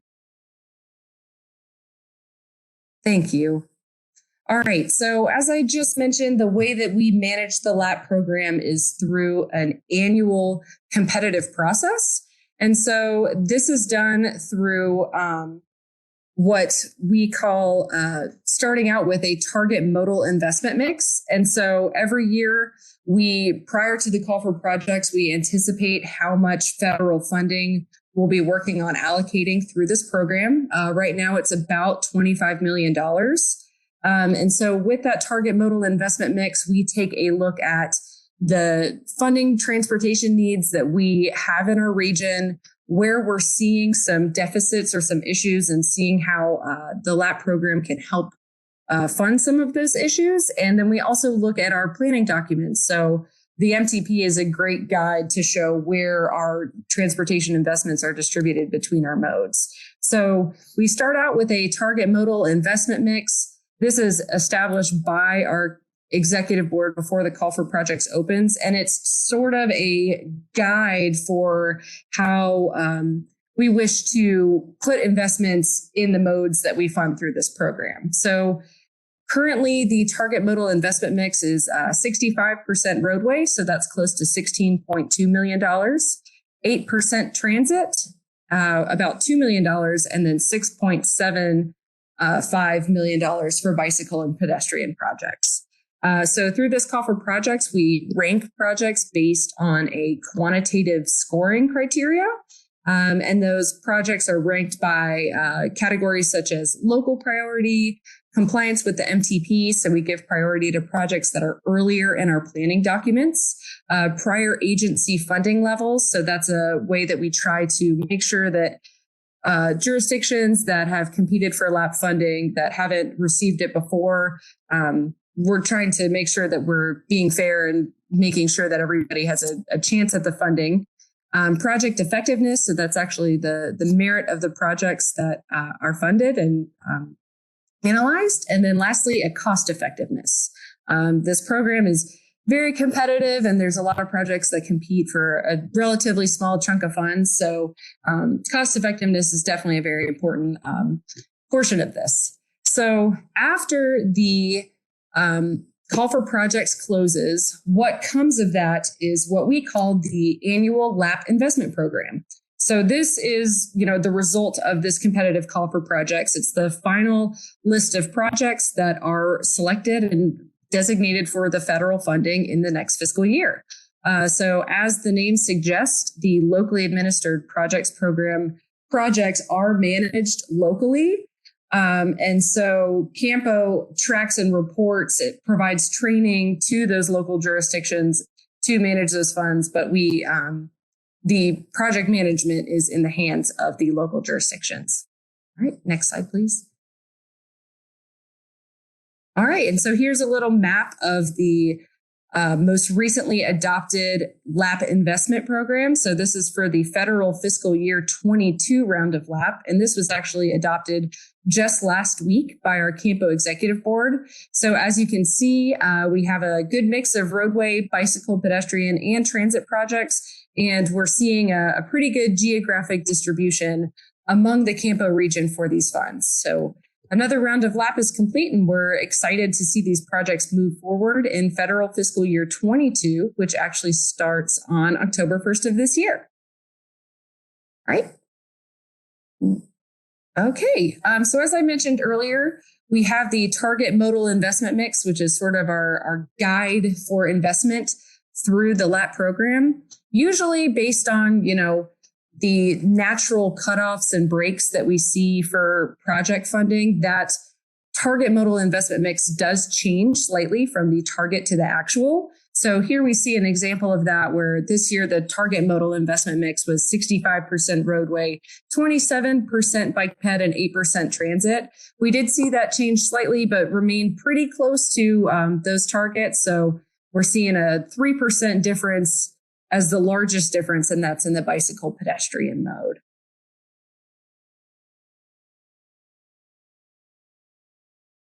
All right, next slide, please. All right. So the LAP call for projects, or the LAP program, is managed on an annual basis. So we do have the same sort of seasonal calendar every year.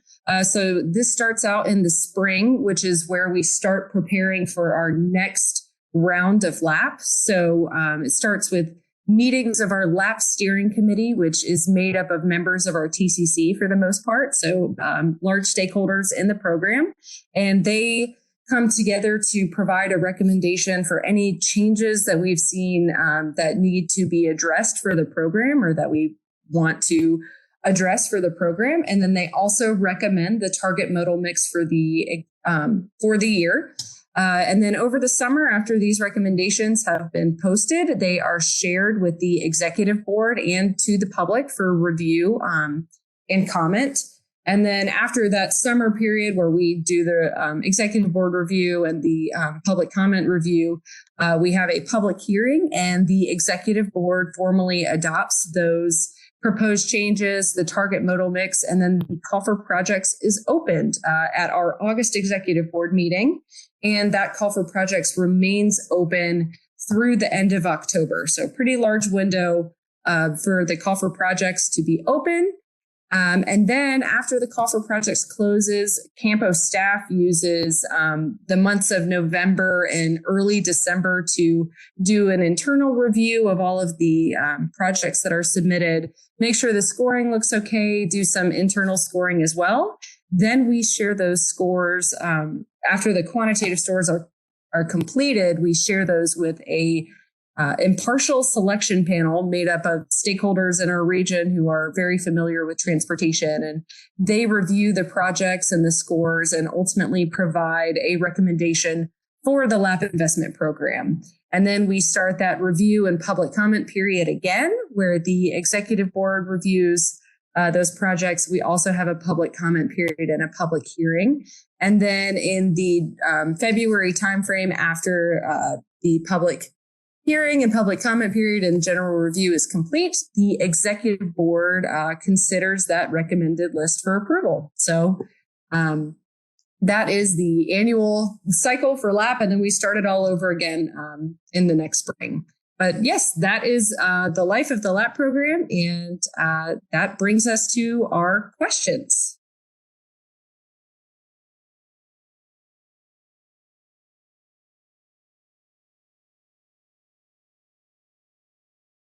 Thank you, Gretchen. That was great. I don't have any questions. I just wanted to thank you. Thank you, Will.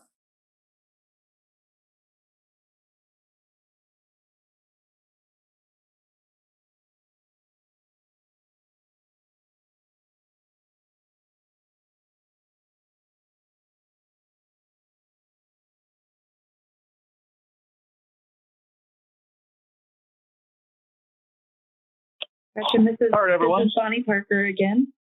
Unless there are any questions, and we will, pause real quick again for questions. We're going to go ahead and take a quick break one more time, and then we have one more section of content, actually two more sections that are pretty short, and then we'll wrap up hopefully a few minutes early. Did anybody else have questions? And otherwise, I'll go ahead and start the break timer so that we can keep our day going here.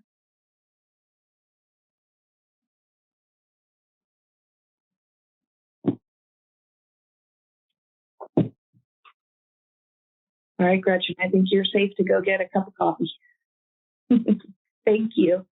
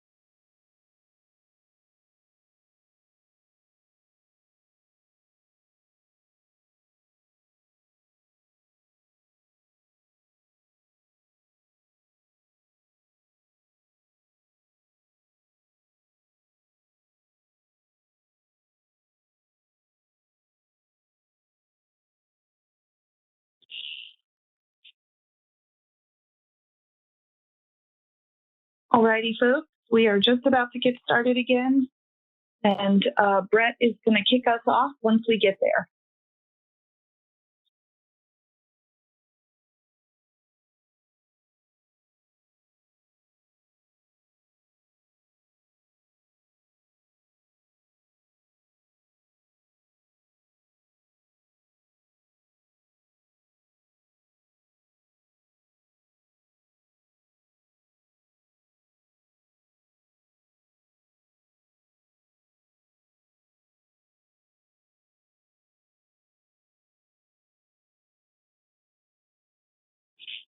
And Brett, I see you moving your arrow around, your clicker, so I think you just have to click forward, hopefully.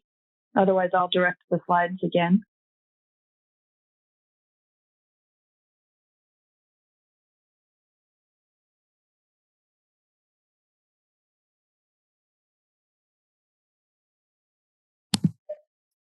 Okay, thank you, Bonnie. My problem was whenever I took control, the buttons moved around for how to unmute. So that's what had me hung up. Sorry. All right. So we will move on here, hopefully. Okay. All right. So my name is Brett Martin. I'm the Wake Transit Program Manager with Campo. And as mentioned earlier in the session, we have 3 staff members that are dedicated to supporting Campo's role in our implementation of the Wake County Transit Plan. Let me turn up my volume a little bit here. And I'm going to provide a surface level overview of the Wake Transit Plan's elements, the funding sources that support it, its governance structure, Campo's institutionalized role in its implementation, and how our partners are involved in plan implementation. So let me see if I can advance here. Okay, here we go. So in 2016, voters in Wake County, they approved a 0.5% transit dedicated sales tax to fund a transit investment strategy laid out in a 10-year Wake County Transit Plan. The plan was also adopted by the Campo Executive Board, the Wake County Board of Commissioners, and the Go Triangle Board of Trustees in 2016, and is truly a community transformative undertaking. The investment strategy was structured around what are known as the 4 big moves, which include connecting the region, connecting all Wake County communities, and what that really means is connecting all municipalities in Wake County, providing frequent, reliable urban mobility, and enhancing access to transit. So for the Connect regionally big move, that includes implementation of commuter rail service and the necessary infrastructure from Garner to Western Durham, with the potential extension to Clayton and Johnson County. Bus rapid transit service with its necessary infrastructure that connects Research Triangle Park to Raleigh, as well as Raleigh to Clayton, and expanded and enhanced regional and express bus services connecting Wake and Durham counties. The frequent reliable urban mobility big move includes expanding the frequent network or rapid or local bus service that operates at 15-minute frequencies or better all day from a 2016 base of 17 miles to a total of 99 miles. This includes 4 bus rapid transit corridors branching out in each cardinal direction from downtown Raleigh to provide connections to Cary and points west, Wake Med and eastern Raleigh neighborhoods, to Garner and southeast to Clayton, and along the Capitol Boulevard corridor heading north.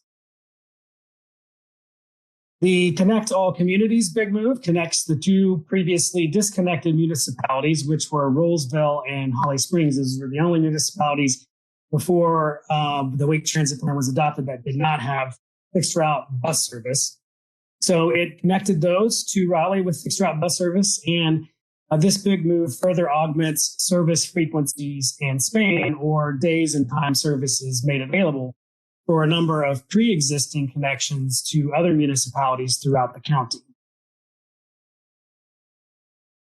The enhanced access to transit big move involves making transit throughout the county more geographically expansive through additional bus routes and frequency and span improvements to existing routes, and further includes a set aside of funds for all municipalities in Wake County besides Raleigh and Cary to access with a match to establish community-centric services or augment otherwise planned or pre-existing services connecting to those municipalities. This big move also includes additional investment in rural, general public, and countywide human services demand response trips to be provided by Go Wake Access. So what funding is in place to support all of these improvements? Well, there are a number of locally levied sources, which include the 0.5% county sales tax I mentioned earlier, a couple of additional vehicle registration taxes, a $7 tax levied by the county, and a $3 tax levied by the Regional Public Transportation Authority, which is Go Triangle, as well as a vehicle rental tax. And of course, these local sources help us leverage more of a variety of federal and state funding sources to additionally support implementation. In the table to the right, you can get an idea of how much funding we're dealing with on an annual basis. The table represents our current projections for fiscal year 22, which will begin on July 1st of this year. For the 0.5% sales tax, we're projecting about $97 million to come in for the year. For the vehicle rental tax, about $2.8 million, and for the vehicle registration taxes, you see the $7 is about $6.75 million, and the $3 just under $3 million. And then, of course, as I mentioned, we can assume other external funding sources that we're able to leverage or that are collected by other means to help us with implementation of our investment strategy. That includes federal, state sources, fares that are collected by transit providers. We are issuing debt for some of our major capital projects, and pre-existing transit provider contributions that still need to be made to keep the base system going. And then allocations from funds that were set aside in previous years. But really the idea here is to give you an idea, is to show you how much funding is coming in from our locally levied funding sources on an annual basis. And to give you an idea of where we are temporally with implementation of the plan, we are currently in our fourth full year of implementation. So now I'm going to shift to an overview of the governance structure for plan implementation, which was detailed in an interlocal governance agreement executed among Wake County, Campo, and Go Triangle. And we consider this to be the Wake Transit Implementation Constitution because it is the overarching governance document that details each of those parties' roles and responsibilities for implementation of the plan, and certain deliverables that must be produced to institutionalize investment decisions on an ongoing basis. And it lays out a framework for fleshing out further governance decisions, such as lead agency assignments to be responsible for further tasks that need to be performed to support plan implementation. Under the agreement, the majority of responsibilities were delegated to Campo and Go Triangle. These are the agencies identified as the Wake Transit governing boards and make program level implementation decisions bicamerally. At the program level, Campo was assigned responsibilities for mid and long range planning and project programming, coordination among all the partners involved in implementation, and approval of an annual budget for investments to be made with the funding sources I just covered. Go Triangle was also assigned responsibilities for some planning to serve as the tax district administrator, so overseeing the financial aspects of plan implementation, reporting of finances and implementation progress, and legal services and regulatory oversight of project sponsors making use of the funding. Wake County was assigned arbitration responsibilities if the need should be triggered, and to serve as an ongoing advisory participant in the implementation process. As I just mentioned, what would trigger the need for arbitration is if Campo and Go Triangle do not agree on the annual budget or what is known as the annual work plan, in which case the county would convene a conference committee to reconcile the differences and lay out a path forward. And in our fourth year, we're in our fourth year of implementation, as I mentioned. We have not had to convene a conference committee to date. The governance ILA also created the Wake County Transit Planning Advisory Committee, which is a 22-member staff-level technical committee comprised of delegate representatives from Campo, Go Triangle, Wake County, all 4 transit providers in the county, all municipalities in the county, North Carolina State University, and Research Triangle Park. It is very similar to the Campo Technical Coordinating Committee in that it serves in a structured advisory role to review ongoing implementation and investment decisions and develop recommendations to be made to the Campo and Go Triangle boards. The TPAC's primary focus is on the health and implementation of the program as a whole, and how all of the investments fit together rather than on decision-making for individual projects. The further structures exist for decision-making on individual projects that more pointedly engage the appropriate partners. So one big role of the TPAC is, of course, to better coordinate, standardize, and augment existing and somewhat siloed or disconnected decision-making structures associated with the various transit providers and municipalities to make use of the locally levied funding sources. The number one product or deliverable the TPAC produces is an annual work plan, which I mentioned just a bit earlier, which includes the annual budget, future year investment programming, and updates to financial assumptions that feed the supporting financial model. The TPAC is a very involved body and has delegated 3 separate subcommittees to assist with the more technically involved aspects of the TPAC's work. And the TPAC's proceedings are managed by Campo staff and supported by Campo staff. So the intent of this slide is to show the relationship between the governing boards and the TPAC. The idea is that the overarching plan implementation goals are developed and passed down to the TPAC by the governing boards, while at the same time, the representation on the governing boards from each municipality or agency passes down implementation goals to the municipal and agency membership on the TPAC, for then the TPAC to take those implementation goals, balance all of the various interests with other ongoing planning considerations, and pass back technical recommendations to effectuate those goals. So as I mentioned earlier, what I would consider to be the pinnacle product of Wake Transit Plan implementation is the annual work plan, because it's where the rubber meets the road with respect to actual investment decisions being made. But there are a number of other products or deliverables that the TPAC and assigned lead agencies are responsible for developing to inform or support development of annual work plans. These include a multi-year bus service implementation plan to lay out the strategic phasing of bus service expansion and supporting infrastructure, major investment feasibility studies and alternatives analysis for our planned fixed guideway corridors, a public engagement policy, project prioritization policy, concurrence framework to ensure project level decisions comply with requirements or regulations of impact of parties that have jurisdiction over resources or interests that could be impacted by our most significant projects. A community funding area program management plan to govern the program that provides the matching funds to the smaller municipalities in the county that I mentioned earlier.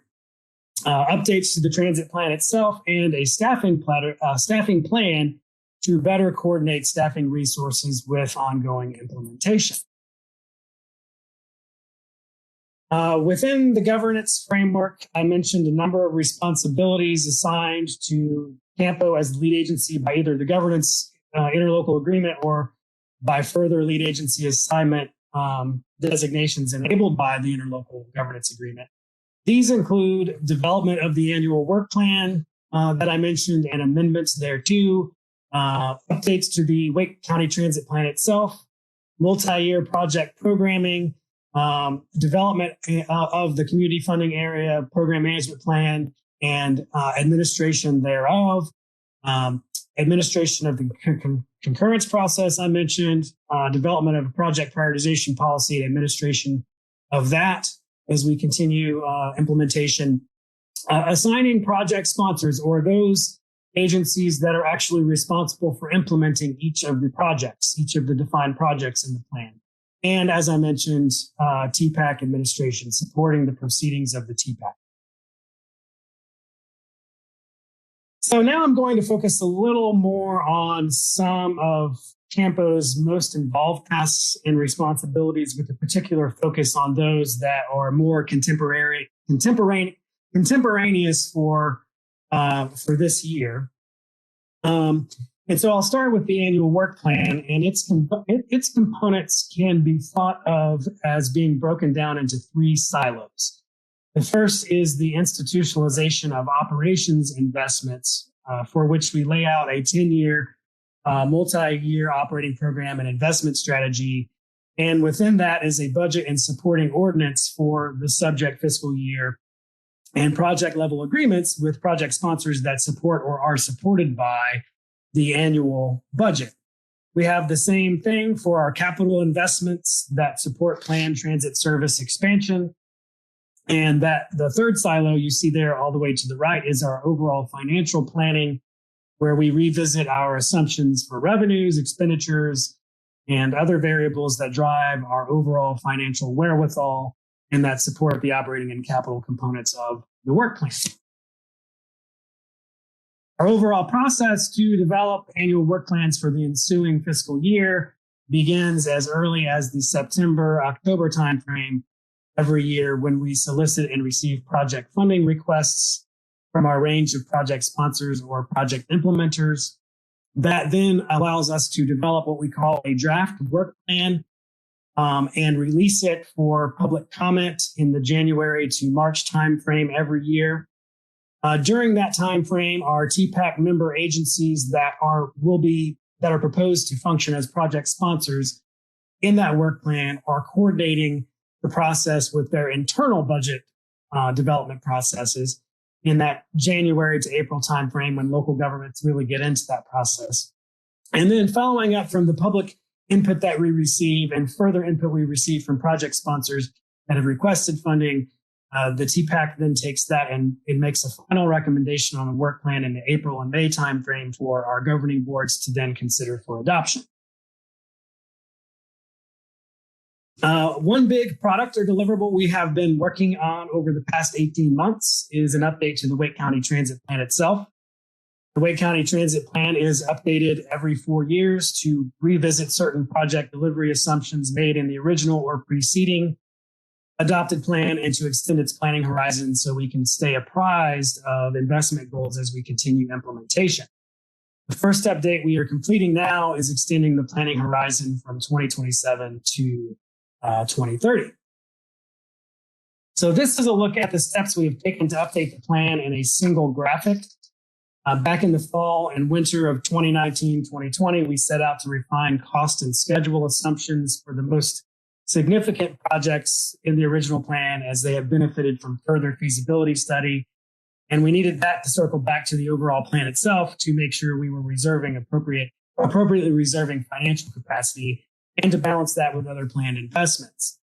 We then completed a countywide transit market reassessment, as rapid growth, development, and changing demographics in the county can result in the need to refine markets served with already planned investments or bring to light additional investment needs.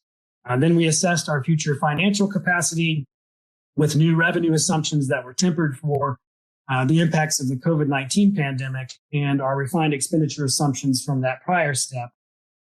And then in late summer into the fall, we began an effort to reprioritize and reprogram our planned investments which was informed by the prior plan development steps and by priorities, outreach to the public and stakeholders.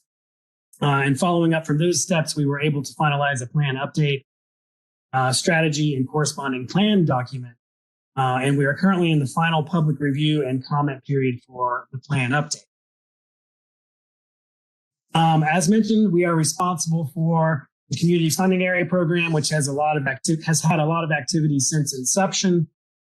Since we were able to get it off the ground in 2018, 2019, we have had a number of project funding applications and project funding awards, which include 5 for planning efforts to plan for eventual transit service expansion or augmentation of existing service to the municipalities you see there. We've had 3 for actually implementing additional transit service in Wake Forest, Apex, and Morrisville. And we've had 2 for the supporting capital infrastructure to allow that transit service expansion to happen. Also, as Shelby kind of hit on earlier, between adoption of the original transit plan and our most recent update, we were able to secure state funding that was not assumed in the original transit plan to add on to 2 of our originally planned bus rapid transit corridors. These include an extension of bus rapid transit from downtown Cary to Research Triangle Park and from Garner to Clayton. Campo will be leading a major investment feasibility study and alternatives analysis for these, which is scheduled to kick off within the next couple of months. Another product we have been developing, which should be launched in the late spring timeframe, is the Wake Transit Performance Tracker, which it's an online tool for users to graphically understand progress made toward Wake Transit Plan implementation with respect to a number of established goals on a dashboard type of format, and for users to see and access information about completed and planned projects on a map.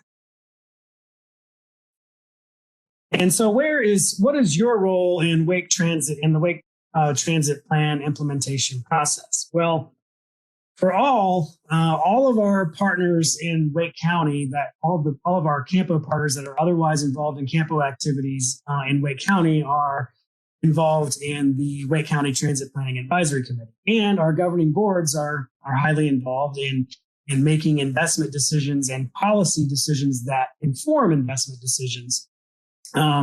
So, pretty much all of our partners are involved or are invited to be involved at that level. Within the TPAC framework, there are specialized committees for plans. Well, there are the subcommittees I mentioned, and there are further specialized committees for plans and studies that we execute to inform the annual work plans that I talked about. There's a little bit more of an involved role from our traditional transit providers in that they are responsible for internally prioritizing projects and dealing with budget development processes for projects for which they are requesting funding, Wake Transit funding. And, that's not a shot in the dark or a shot in a dimly lit room. It's really based on priority recommendations and plans and studies that we have, that I mentioned earlier, that are meant to inform the annual work plan in response to our check-in with the community on an ongoing basis to understand what their demands are. Traditional transit providers also are responsible for actually doing the service design themselves, developing and refining the technical specifications of projects and project level public engagement activities. Our other municipalities and agencies beyond that of just the traditional transit providers, and the traditional transit providers are Go Raleigh, City of Raleigh, Go Cary, Town of Cary, Go Triangle, and Go Wake Access, which is operated by the county. So when I say other municipalities, I'm talking about those in the county that are not those. They have the opportunity to participate in the Community Funding Area program and in Community Funding Area service planning, and in the participation in the development of regional services that are meant to connect their communities. And that's all I have. Like I said, very high level surface overview, but I'd be happy to take questions.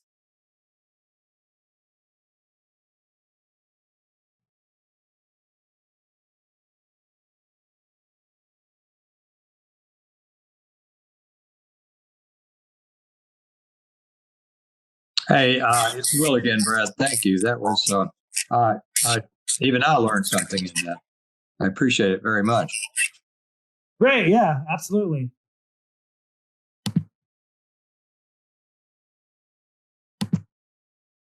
And Brett, this is Bonnie. I'm going to go ahead and take control back and give it over to Chris to close out our MPO 101 session. Last call for questions, and you can always ask them at the end or throw them into the chat. Bonnie, can you do me a favor and mute me? The button's not. Yeah. Oh my goodness. Hold on, Chris, or you mute him. There we go. All right, go for it, Chris. All right. Thank you. As Bonnie mentioned, we are coming into the home stretch here. Just a couple more things to cover with you all. And we're really kind of, this next part is meant to talk to you all about how you can be successful in the MPO. We've done that a little bit already, but this is really going to give you some examples of how to take the project ideas and program ideas you may have and turn them into reality, particularly on the project side. So all transportation projects have to comply with federal and state project development regulations, right? In particular, NEPA and SEPA, which is NEPA is the national level and SEPA is the state level, but it's really dealing with environmental policy regulations at both the state and the federal level to ensure that the least environmentally damaging alternative, both the natural and the cultural environment, is developed. And all of these things, as we said earlier, your path to reality for a project begins with the MTP, with the plan. If you have something in your local plan and it's not in the region's plan, it will not move forward, regardless of anything other than local or private developer funding. And even then, if it's a particular type of project that's subject to air quality conformity, regardless of the funding source, it wouldn't move forward. So most projects do need state or federal funding assistance, and most projects do impact more than just one jurisdiction. So it really is important that you start with our regional plan. So let's give you a couple of examples here of some successes. And so think about some smaller projects, a project that's less than $10 million. In particular, operational or safety improvements, things like adding signals at unsignalized intersections or a turn lane or something like that, right? These are smaller projects that are generally included in our plan, in our region's plan, as an operational improvement. And so they're sort of categorically included. These types of improvements, they'll be included in the TIP and the STIP, but are in many times the local projects are funded through our LAP program and don't have to go through the spot process. They just go through our annual LAP program. So an example of that would be in the Research Triangle Park area, O'Kelly Chapel Road and Lewis Stevens Drive Trail Connection. This was a bike ped project. It completed a gap in the multi-use path to connect RTP to the town of Cary and the town of Morrisville and their greenway systems, and thus the rest of Wake County and Campo. So in this case, RTP worked very closely with Cary and Morrisville as well as Campo to put together a successful LAP submittal. And then they used the LAP process and some additional assistance from our staff to help them with their application prior to submittal, which we offer to anyone. And when you have yourself or someone from your staff go through the LAP training, one of the first things we tell everyone is come to us early, even if it's a year or two before the LAP round that you want to get funding in, and we can help you to craft a successful project. And in this particular case, 30% of the funding came from RTP and 70% came from our LAP program using the SDP DA funding. Another example was in the town of Morrisville, the Airport Boulevard extension. In this case, there was they wanted to construct an extension of Airport Boulevard and complete that corridor. It was a gap in the corridor. So the project was submitted to LAP multiple times, and in the federal fiscal year 22 round, it ended up being the highest scoring roadway project. And the town worked closely with Ncdot on the project. And in this case, through that partnership, Ncdot will construct and manage the project development while the town provides the local match. And so the town and Campo provided funding for the project, and Ncdot is providing project development and construction management of the project. So two great examples of partnership on some smaller projects. Your town, your local jurisdiction doesn't have to manage every project. It's important to have a good relationship with your Ncdot division engineer, and all of our communities do. We've got great division engineers in our 3 divisions, and over the years, all of the divisions have managed projects on behalf of some of the local jurisdictions through our LAP program. So a great way if you're a smaller community and you don't think you have the staff or the capacity to manage the project, but you're willing to fund the non-federal share of the project, if your division engineer has capacity with their staff, they tend to be more than happy to help out. So again, starting early with coordination and having constant cooperation there is going to be really important. On the sort of starting at the planning side and ending and on the LAP side, on the construction side, I think a really good example of that is the town of Ruralsville Main Street Vision Plan. This is a planning study request from the town that Campo undertook with the town and Ncdot in our federal fiscal year 18 work program. And this really came about with the opening of the 401 bypass with Ruralsville. And so, the town was really wondering and wanting to look at what to do with what was 401 that ran straight through the middle of town and was now Main Street. So a lot of great work done in that planning study. And then that turned into 2 projects that were submitted to our federal fiscal year 21 LAP funding round that we're going to implement recommendations from that plan. The Burlington Mills Road realignment and the Main Street corridor improvements. Both great projects, and I think really a testament to figuring out what the community wanted to do and then moving forward to get it done.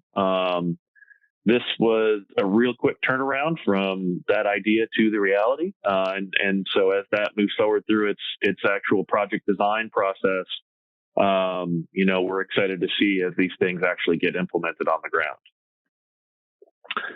That other category, as you would imagine, are the larger projects, those things that are roughly more than $10 million, right? And the $10 million mark isn't in law or anything like that. It's just the way that we've broken it out for you all to kind of understand things, right? It's definitely a gray line if it's a line at all. So these are larger projects. Generally, they're regionally significant, which is an important term. And they're generally capacity improvement projects. They're going to require full and complete planning and project development processes. They're most likely going to have to be in the MTP and not as an operational improvement, but as a standalone project. They'll have to meet air quality conformity standards, and they'll ultimately have to show up in the tip and the STIP, generally as a separate standalone project in there. And typically these larger projects are going through the spot process. We've had a couple of projects, more than $10 million in the LAP program, but generally those are the ones that are going into the spot process and statewide prioritization. So to help you get started, particularly if you have maybe an area of concern but you don't necessarily know what the right solution is, or if you do know what it is and you want to actually go implement your idea, it's our annual one call for all. This happens late summer and into the fall of every year. And it's where we go out and accept candidate projects for consideration. Generally on the planning side, that's going to end up going as a study into our or as an item in our annual work program and operational budget. These are for planning studies, corridor studies, feasibility studies, that sort of thing. It's also generally when our LAP call for projects opens up. And then those projects are scored and evaluated. And then generally in the January to March timeframe, each annual round of LAP projects are selected and programmed for funding. And then for those larger projects, this is sort of this happens every other year generally. Sometimes there's a third year put in there depending on what the state schedule is for the prioritization process. And a lot of times those projects are coming out of the things that go into the spot process. They're coming out of work that was done through our UPWP. So we try and keep that straightforward for you all. And it's generally that call for projects opens in August and closes in October. I think our member governments have found it very helpful rather than having floating calls for projects for different things all throughout the year. So we've tried to align that as much as we can for you all to make it easy. But your default should always be, if you're not sure and you have a question, to ask. We're happy to sit down with anybody and talk through what it is and maybe your best path to success. So with that, we've come to the end of our formal presentation. We're happy to stick around for any questions you may have as we, and if you don't have any now, I know it's a lot to digest, but if you've got some other things that pop into your mind or you start to wonder about after you've reviewed the slides, a couple of days, a couple of months down the road, please reach out to us, and we're happy to talk to you about any of this stuff. Thank you, Chris, and your entire staff. This is Will. It's, I've been through this once or twice before, and it just keeps getting better. The recurrent training is good for me.